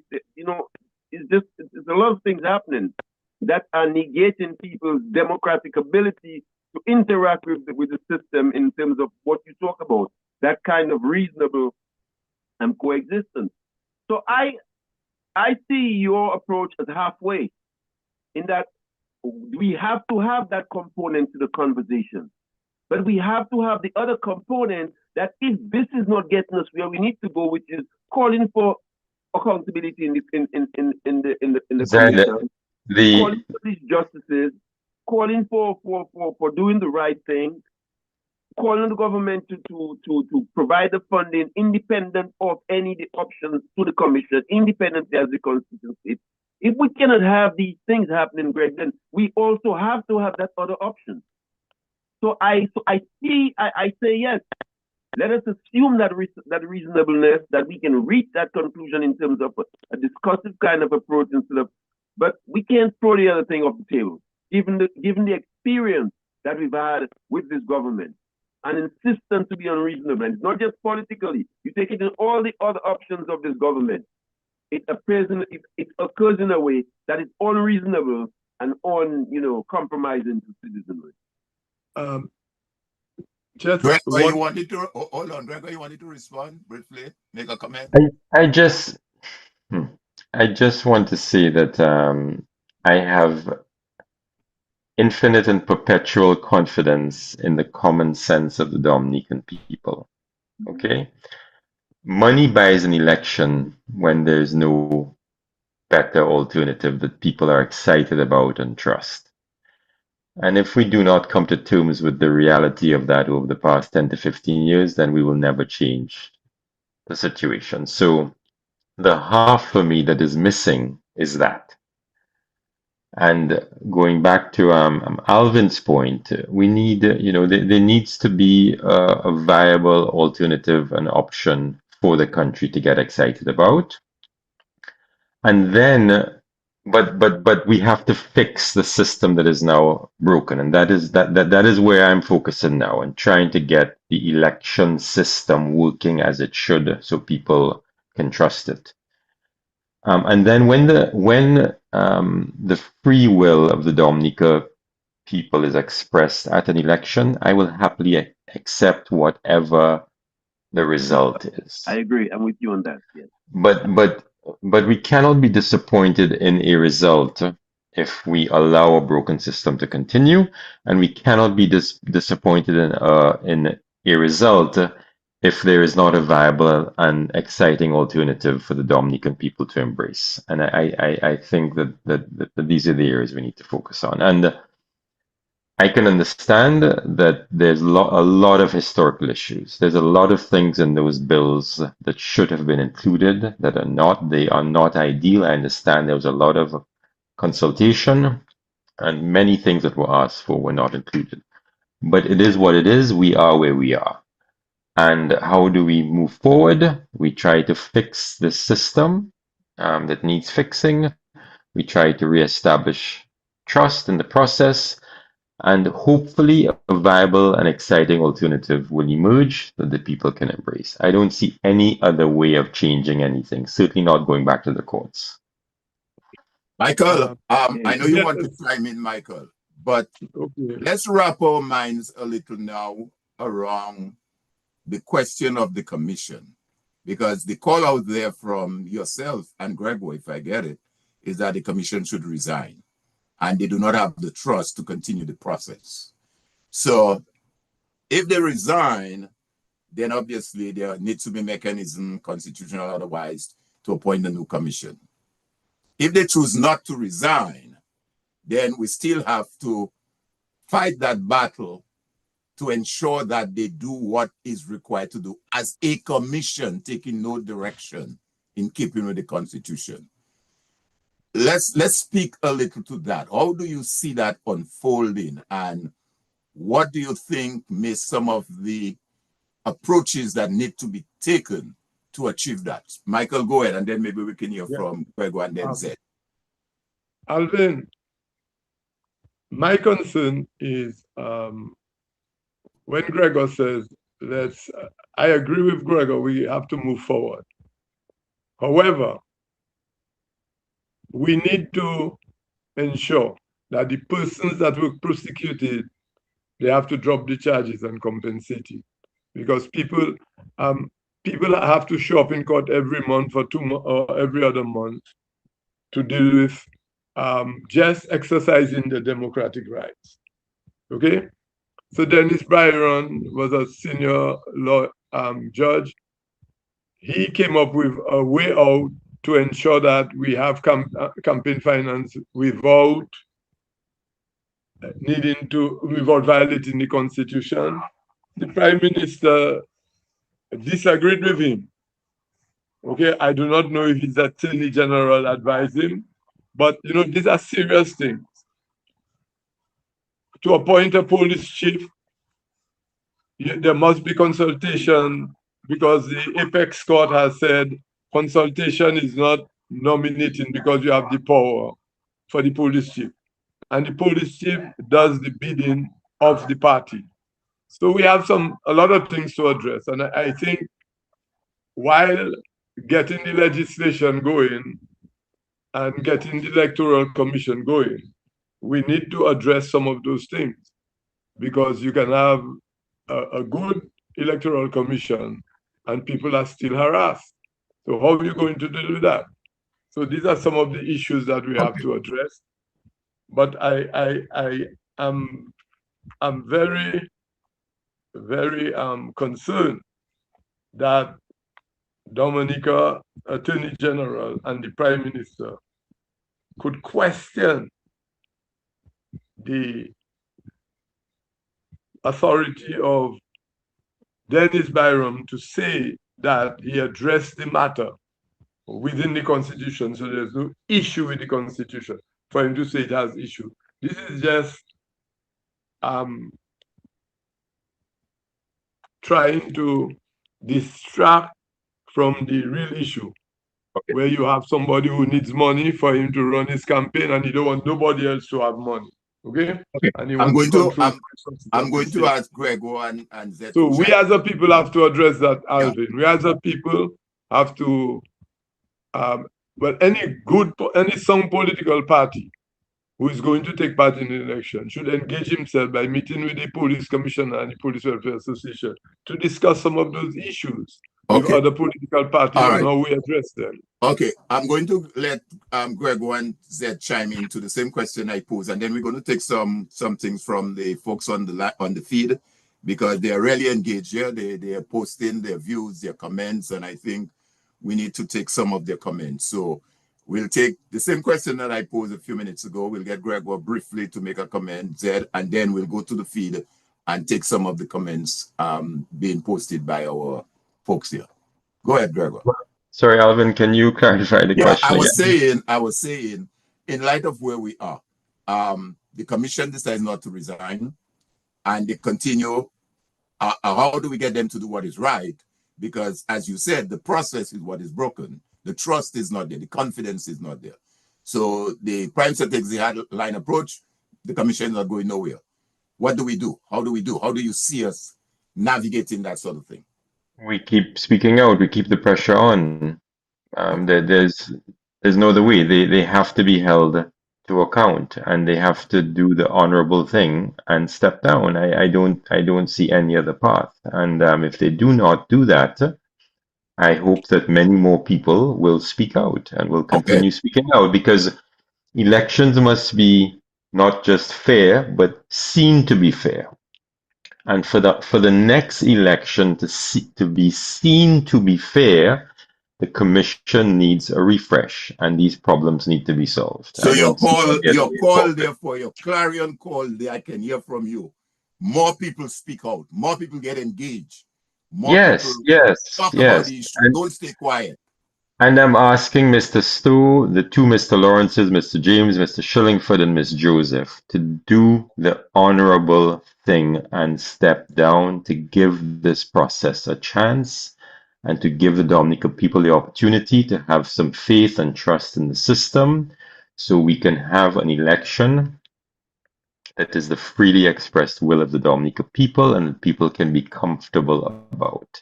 And we have up until December 27, I think, is constitutionally due. So we have another whole year ahead of us to ensure that all that happens. Yeah, and the Prime Minister must stop undermining the independence of the Commission, and the Commission must stop allowing him to do that. He said that the people must stop complaining, get confirmed, because on October 14th, everything stops. He has no right to say that. The Slow. Commission has the right and the independence to extend that date by 3 months. Yeah. So this is all part of the problem.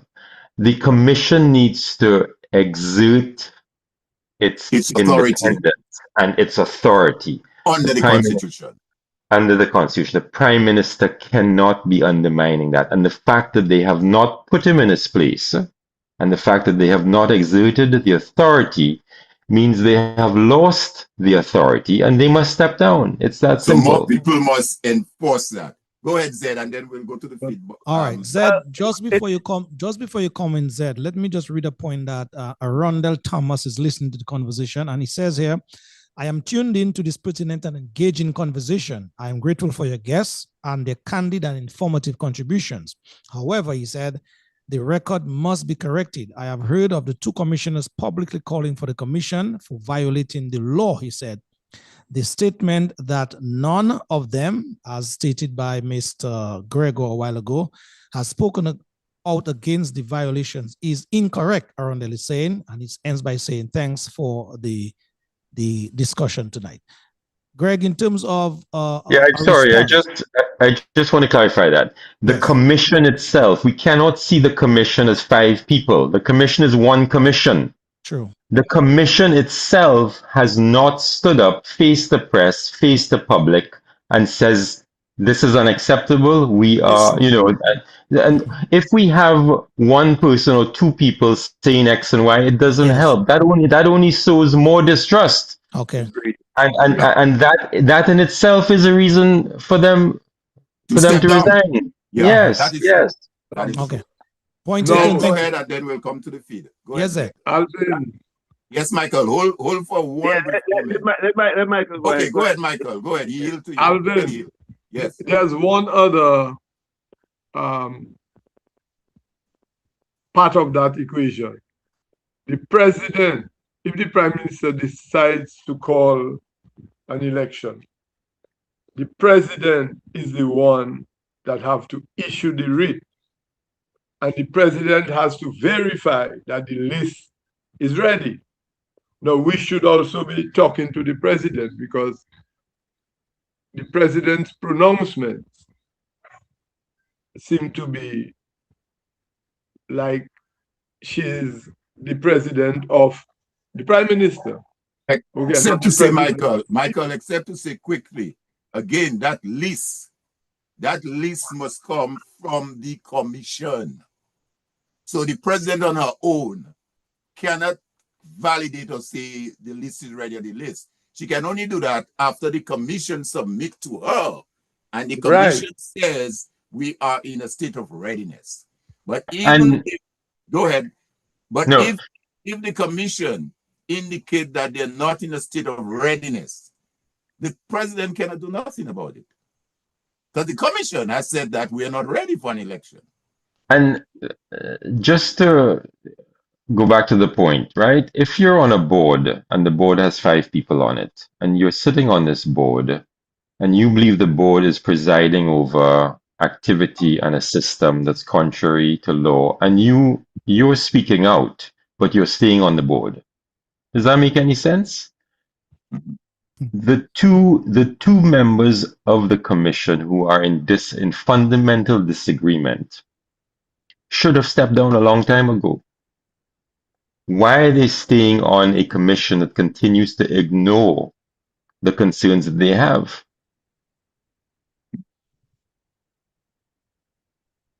Go ahead, Zed. Valid point, Mr. Nassief. A point to ponder on. Thank you. Yes, Zed, and we're gonna take some comments from the feed. Yeah, well, here's the thing. Greg makes some interesting points, but at the same time, he amplifies the legal ramifications. And so if the legal ramifications are amplified, then I do not know why he is consistently unwilling to also, deal with that duality of the reality. So I am for that. I am for. I think yes, we need we need more citizenry to stand up, and that's why I'm happy that Greg is standing. I'm happy that Michael. I'm happy that others are standing up. You know, because that's what we need. We need more people to stand up, because the Prime Minister always thinks we're just going to talk. He says it boldly. It's only talk that's going on, and he doesn't think there are any ramifications for his actions. And so that has to change. And I'm happy that we can start talking more about the citizenry instead of the political parties, because we've left too much on the political parties' shoulders in Dominica. We need to have more citizenry standing up. But again, like I say, what Greg is saying, when I listen to him, he's giving the duality. If you're giving the duality, I think we should accept the possibilities of the duality. I think that is where we should be at, and give that chance to a just understanding, to a reasoning, to more people standing up, to more resignation. Call on Hillary and James to lead that move, to resign from the commission and others, and build confidence in citizenry to stand. I agree with that 100%, because I think what has been absent in our democracy is the non-involvement of our citizenry. And so I'm happy that we can be on that road, but we have to ensure that these other options, we look into them and try to develop a legal front just in case we need that legal front, because given the history of the Prime Minister, it's most likely that a commission is only going to do what the Prime Minister wants. The President is going to do only what the Prime Minister wants. Because I think if the Prime Minister was very serious about an independent commission, Ian would not have been removed from that commission. This woman who has zero experience in electoral runnings would not be running that commission. So I think the very appointments that were made to that commission were in line with the very fact that the Prime Minister has no interest in being reasonable in the electoral process in Dominica. And so I think both those options on the table. What Greg is talking about, I think is 100% clear, and something that we have to adhere to and be more, citizenry involved about it. But we also, Michael, have to seriously start looking at these options. So basically you're saying we're going to call it election whenever he wants. It's not like he's going to wait for October. Yeah, basically, Zed, you're saying there should be no stone unturned as it relates to our situation. No stone unturned, because we have a history to deal with the individual. Yeah, he's unreasonable. Yeah. Zed, I want to. And Michael, just before you come in, Michael, let me just make sort of echo a fundamental point that you made before, which really and truly sums up what we're saying tonight. Here it is, this company, Semlex, was afforded this opportunity, golden opportunity, that is, to put the software together, which produces the cards and stuff. And as you said, a simple Google search online will bring up, will unearth, will resurrect all the issues that have been following that company as it relates to other countries, their electoral system being messed up with their involvement. And so again, we have to ask ourselves an honest question: why it is that this company, of all the other companies that are there, was specifically chosen to mess and meddle and to bring about whatever it is that this government wants. Hence, again, we should be asking that noble question: is it a form of basically continuing the contamination? I just wanted to raise that there. Semlex is not a good company at all, based on my reading so far. Okay. I just want to say that if the two members of the opposition were to resign, I think the commission would still meet, Gregor, because we had a situation at the Integrity in Public Office where Lennox refused to serve, but they kept meeting. And what decisions are they taking at the Integrity in Public? So you see, we have an administration that violates the law, planning what's going on in Debash. Government is the biggest violator of the Planning Act. Most of the buildings, maybe 99% of them, they didn't seek planning permission. Okay? So in that regard, we have to be vigilant on how we proceed. Now, because it is clear that the Integrity Commission still functions. people still have to submit their thing. And I do not know what. Yeah, but I think, Michael, just to make a quick comment on that, you are right. Section 56 rather, section 5610 of the Constitution reference that. It says, a commission may, subject to its rules of procedure, act notwithstanding any vacancy of its members, of its membership and its proceeding, shall not be invalidated by the presence or participation of any person not entitled to be present or to participate in those proceedings. So what you said is correct, that if the two persons, commissioners appointed by the opposition, leave, that does not invalidate the commission. However, what I think it will do, if these two commissioners resign, I think it strengthens the call to say, well, wait a while now, two commissioners have stepped down and resigned because they're not happy, they feel what's going on, and yet the government insists they're keeping their people there around. I think that would enrage, or should enrage the citizens more. And I think that would be even allow for that bigger call and say, well, hey, you know, cannot run this thing with two commissions appointed by the government and one by the president. There's need for the commission, the rest to resign. So I think it would help if the two commissioners who feel strongly that what is taking place now is not right, they should resign and force the other three commissioners, the other two commissioners and the chairman to resign. Lofty, you want to take some? Let's go now quickly to the live feed. We have just about 10 minutes to wrap it up here. Brother Peter Carbon writes, the democratic world rather, must keep an eye on Dominica. If bogus elections continues, he says, it has the potential of becoming the norm in the region. That is one point here from former Minister of Agriculture during the UWP days. Ferdinand Lawrence writes here, how can we expect this government to do the reasonable thing after 25 years of doing the total opposite? He concludes by saying, there's not sufficient time for that. Let me just take one more point and then move back to the panel here for you guys' comments based on the suggestions. Margaret Wallace writes, imagine a right-thinking person thinks it's okay for most of the members of an electoral commission to also have to deal with the government to sell anything, much more for CBI passports. Both lawsuits, she said, and higher citizen participation seem to be the next right step. Again, her final point is worth echoing here. Both lawsuits and higher citizenry participation seems to be the next right option. Guys, your thoughts based on the comments so far. We'll take some more in a bit. Any one of you guys? I think Michael, go ahead. Michael, go ahead. Okay. Go ahead, Michael. Well, go ahead, Michael. All I want to say is, I think that recommendation of the last caller is one way forward. Because if you don't show the Prime Minister that you're serious about him, what Prime Minister would look at a constitution to appoint a police chief? He has to have consultations with the leader of the opposition. Just appoint the man. Look, we had recently a police chief appointed, and there was no opposition leader, you know. So this is a very serious thing. And it tells me that our president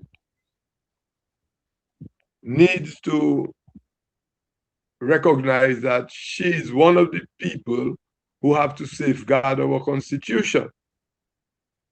Because I know of a retired president who mentioned that if any prime minister wants to appoint certain people in position and he knows they cannot make it, he will ask the leader of the opposition and the prime minister to a meeting to discuss it.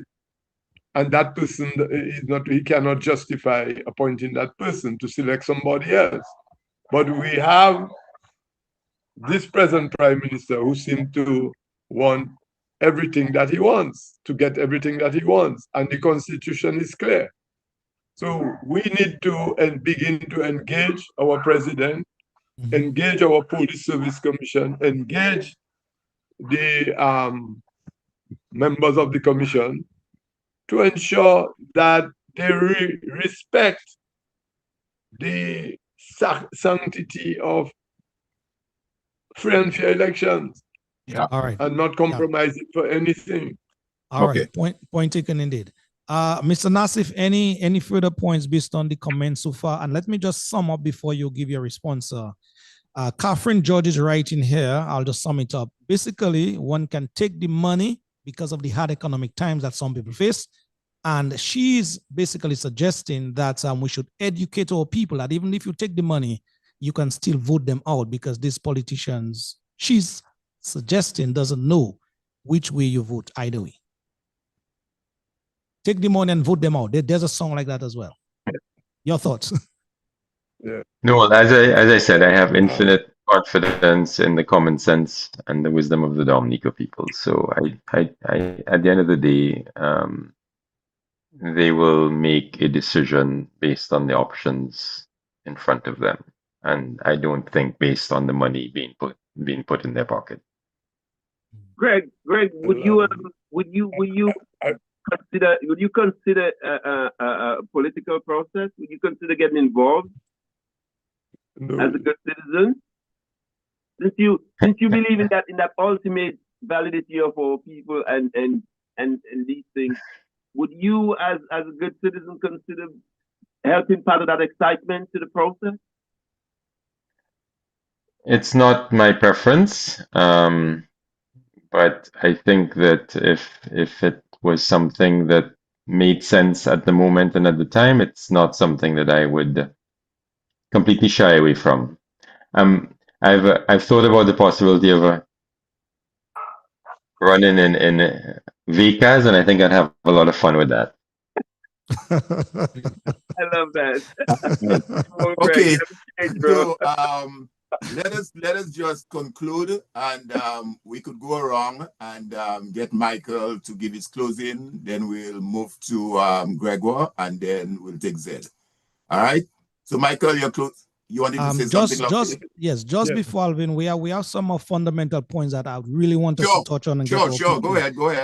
Errol Thomas is writing here. The present government nominees on the commission will not lead or support no change. They are too comfortable in their feathered nest commission. That is what Emmanuel is writing here. Marceline Edwards writes here, assuming Anthony Charles was the leader of the opposition, what sensible discussion would he have against not being in agreement with the appointment of the police commissioner? That's a question she's asking. Brother Nep Paquette is writing here, the gross level of discrimination and blatant disregard for the laws of the country isn't happening by chance, he writes. It is by design and a direct part of the prime minister's machinery to stay in power. Bernardine George writes, the electorate is bigger than the politicians. Sandra Shillingford's right, great conversation. We as a people should be mobilized and educate the youths to get involved. They are the future and we need to equip them.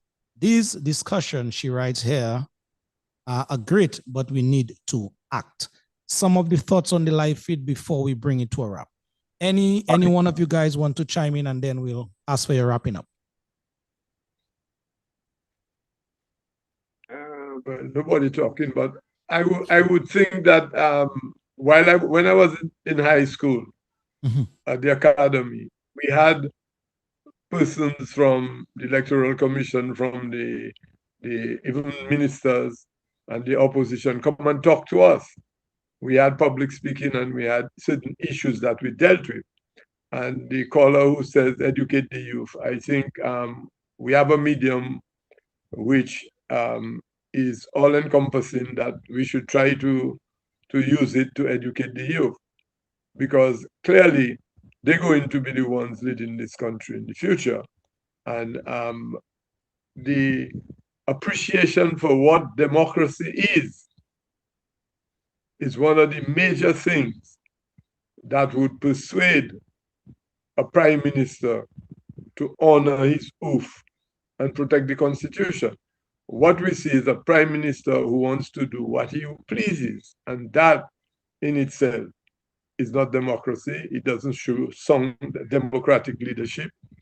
And we need to call those things out when they happen. Because clearly, when you have an attorney general rejecting recommendations coming from the apex court and or Dennis Byram, and he does not have the legislative experience and or the legal experience as Sir Dennis Byram, speaks volumes of what people will do. Okay? But we need to ensure that when the people speak, that people will yield to and not fight. How can you be a lawyer, understand the basic principles of democracy, and you have a major contract, you understand what conflict of interest is, and you're sitting at a place having a contract with a company that oh my goodness, this big volumes of irresponsible and unethical behavior, and that for Dominica, it's not right. I always know that Dominicans are people who stand out for their right, and they always ensure that they protect the rule of law. But first time I've seen that, and it's something that we have to keep talking about, and hopefully we will overcome it in the near future. All right, Michael, thank you very much. Let us now take, just before we get back to you guys for your closing and wrapping up comments, we have an ad from the Marigot Development Committee. I believe we want to punch that ad, and then after that ad break, we get back to you guys for your closing comments. Again, thanks for the discussion thus far, and thanks for our listening and viewing public. Let's do that break. We'll be back in just a bit.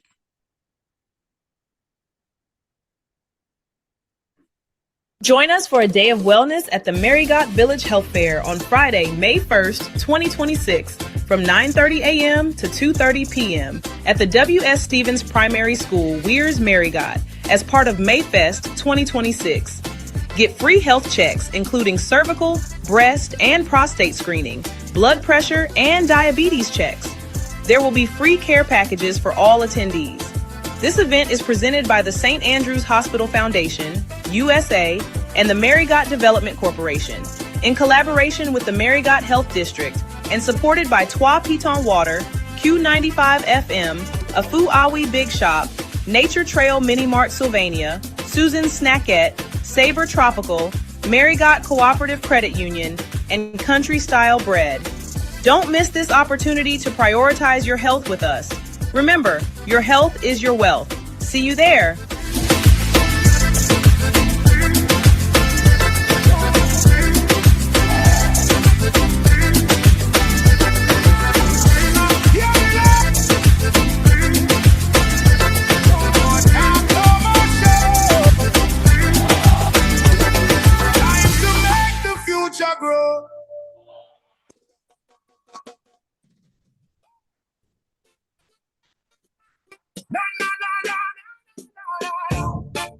Okay, folks, I promise you this one before we end. Dominicans demand more in terms of the title of this track to come. Guys, thank you very, very much for your invaluable contribution so far. Very informative conversation, I must say. Let me just start off by going around the table, as it were, symbolically that is. Mr. Michael Astaphan, we heard your thoughts tonight. They came in very strong. What are some of the points that you want to zero in on before we leave? Well, we need to fix the Electoral Commission. It needs to function properly, and it needs to respect the rights of people to vote.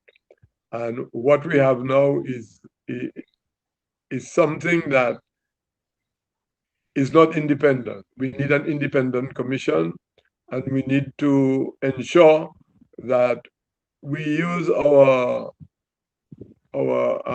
civic rights to get a commission that meets the requirements as per Dennis Byram 2023 legislation, where you have civil society as part of it. So that could, where you have this sort of situation now, we could address it, okay? Because I think we're in a state of limbo. Okay, we've been talking about electoral reform for over 10 years, and all we're getting is this back and forth, back and forth. Okay, integrity in public office, back and forth, back and forth. Planning, back and forth, back and forth. And the biggest violator and a disruptor is this administration. So we need to come together as a people and get this country on the right footing.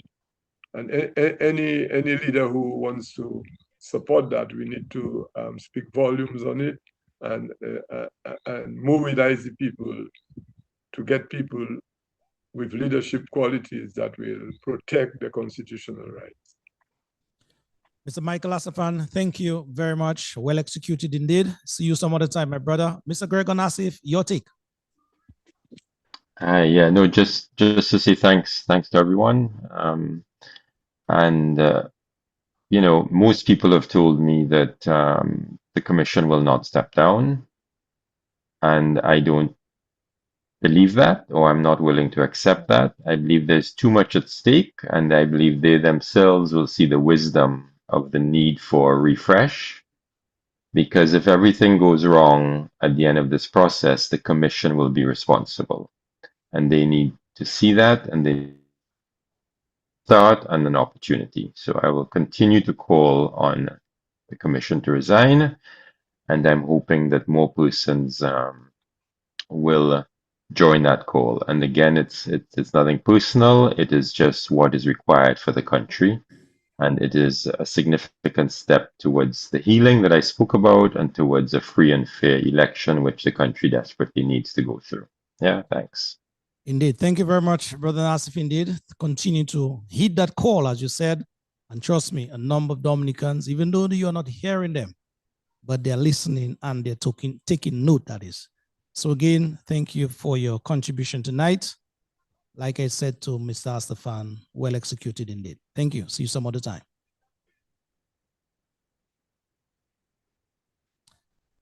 Brother Lloyd. Yeah, Lofty. Let me thank Greg and Michael. I think the points that both of them laid out are things that we have to think about. And Mikey, we got some work to do. We have to start planning an approach, just in case it comes down to that. I am all for giving Greg's approach priority. I think it's a good move in terms of building back awareness and consciousness of citizenry and involvement in our democracy. So I give it a thumbs up. I also want to talk with Michael and a few other people that we can plan an alternative just in case we need that alternative. I think the person that we deal with, we have to work in that capacity. Be optimistic, but also have a realistic back plan just in case it comes down to that. You know, Lofty, in 89, 90, you know, I as a student, I used to be, you know, a campus agitator for the All African People's Revolutionary Party. And it led me to, you know, getting in contact with Kwame Stokely Carmichael. And we had an interesting conversation about nonviolence and violence. And he said King's approach to nonviolence, it was cool, but he didn't think it could always work. And I kind of carried that for a while until I got to study Dr. King and what really nonviolence does. And I listened to Greg today. It brought that conversation back because Dr. King is saying that when your struggle gets so oppressive, so difficult, at its most difficult point, the ultimate result that you have is nonviolence. In that he defined nonviolence as the highest form of violence, in that he saw violence in nonviolence, although it was nonviolent. And it wasn't until I wrapped my head around that it took me a long time to really understand what he was really saying. And I think Dominica in many ways is at that kind of juncture where the people's spirit have been broken. Part of what Greg is calling for is happening because there's a broken spirit. There's a spirit of fear. There's a spirit that we cannot change. It's even the youth that we talk about. They're not having that reality by accident. They're absorbing that because that is what the system is teaching them. You can't fight this. You can't stop this. You'll get arrested. You'll get persecuted. That is the condition in the country. And I think that king concept comes alive because here we are in a situation where we have laws and the police ready to arrest us and everything. And at the same time, we still need to build the spirit of our people to be able to change. I think this is the time where Dominica, we have to consider thinking a non-violent revival of our ability to protest our conditions in the country. We cannot just accept Roosevelt's carry just silencing our ability to stand up for his police and his laws and his things. So I think we need to awaken a non-violent approach to our people's resistance, being risen back up and given some strength and some ability. We need to start talking about challenging the government socially and otherwise. We need to, for our own good and for our own democracy. I support the move by, like I said first, to have more citizenry and calling upon more citizens to take the example of Gregor, take the example of Michael, take the example of Jerry Brisbane, take the example of Annie Edwards, and a whole lot of others. Take the example and let us start speaking. Let us assume there is goodness still in that government. Let us assume that. Let's make that first premise. But at the end of the day, we need to prepare the other premise just in case we need that other premise. All right. Zed, thank you. Well said as well. Thank you very much, my brother Alvin. Your closing comments as it was. Yes. Thank you. Thank you, Lofty. Let me first of all say thank you to Michael and Gregor and Zed for coming on the program this evening. I really do appreciate that. And I think there's a lot to take away from the discussion this evening. And I think fundamental there, as both Gregor and Michael and also Zed have called, is for the resignation of the Electoral Commission.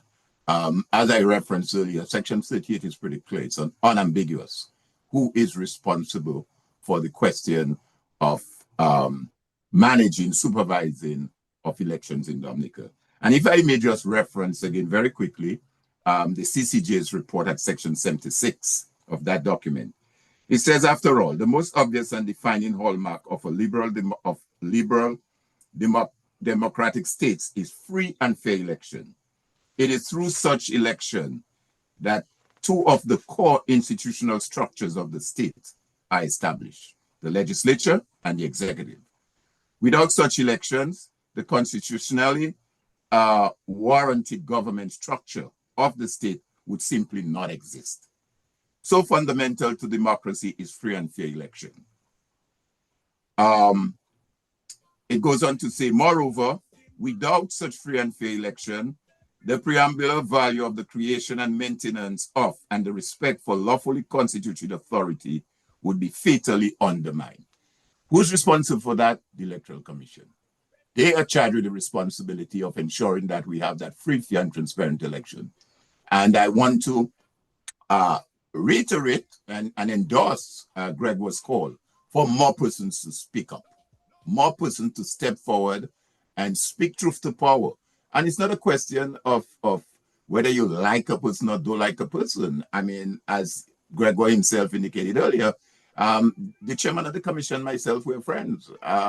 We are friends, but that is outside of friendship. We are looking at the role of the commission, your function on that commission in your capacity. And I think, as I said, given the fact that the commission is mandated, they are mandated constitutionally to take charge of that and should not take authority from anyone.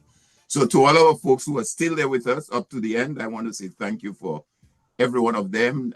We may not have gotten to all your comments, but we definitely appreciate your interaction and your engagement as we discuss this important topic. Let me say to you, Gregor, I'll be twisting your hands again sometime in the future. So don't think that is the first and the last. It is just the start. It's just the start of many more engagement because the work have just started. And we all need to help each other and do what we need to do to get the message across. Michael, I know Michael is someone I can call on at any moment. And Zed, of course, is just a phone call away. So again, thank you guys. I appreciate you guys. Have a great evening, a good weekend, a productive week, and look forward to speaking again and engaging. And as I said, to get Dominicans to take action. I too believe in Dominicans, that they have that fortitude, that resilience, that faith to do what is right. So I haven't given up on my people in Dominica. Okay, thanks everyone. All the best. Don't take All care. right. Take care. God bless. Bye. God Ciao, bless. ciao. All right. God bless. Anyway, Michael, I'll call you. good evening and all the best. Okay, take All care. right, Bye. Becky. Yeah. Bless. No more talk, no more show. Time to make the future grow.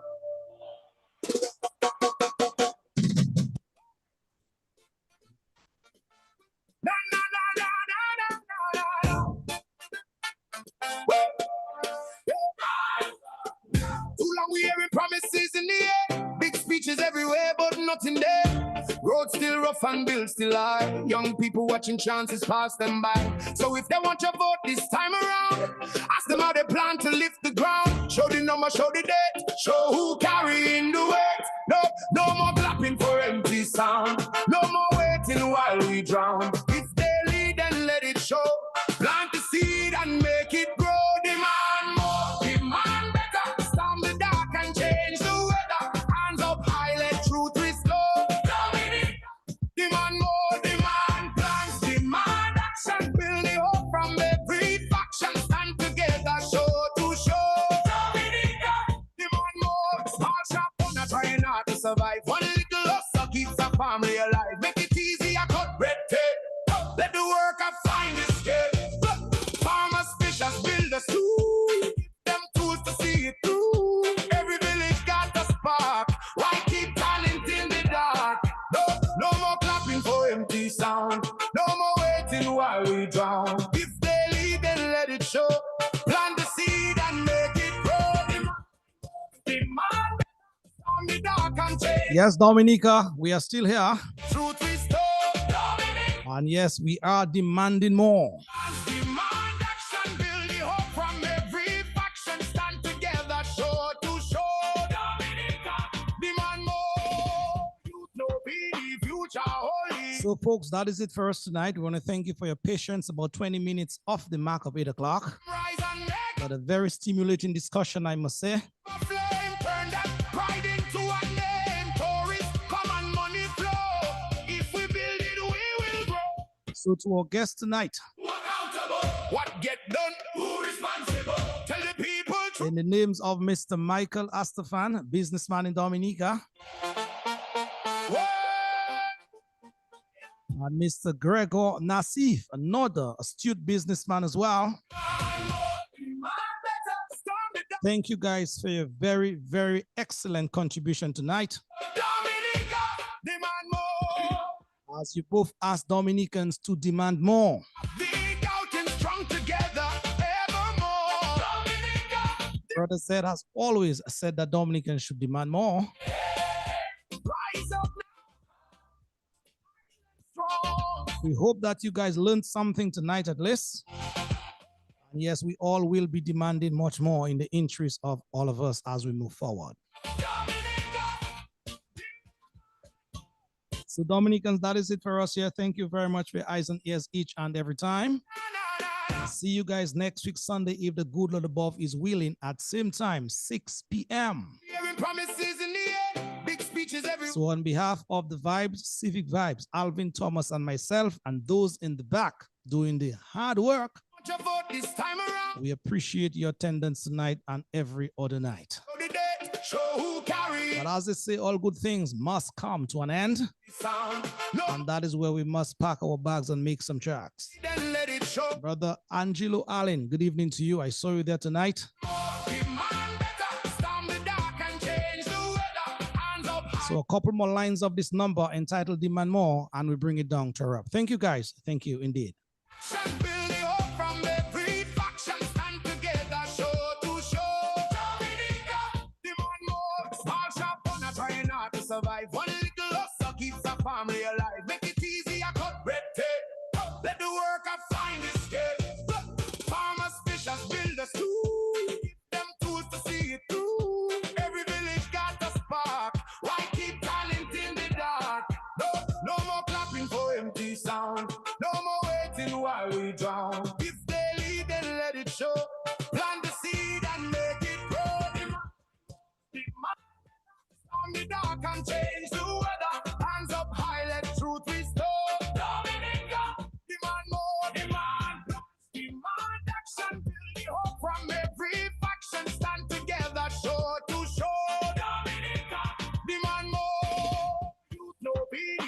future holy. Youth need chances right now. Teach the coding, teach the trade. Let them rise and make us proud. Music, culture, carnival flame. Turn that pride into a name. Tourists come and money flow. If we build it, we will grow. Where the money go? Who accountable? What get done? Who responsible? Tell the people truth tonight. Bring the numbers to the light. Whoa.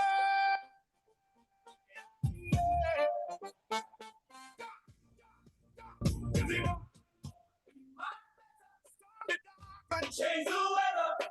Hands up high. Get truth restored. Dominica, demand more. Demand housing, lift the weak and stop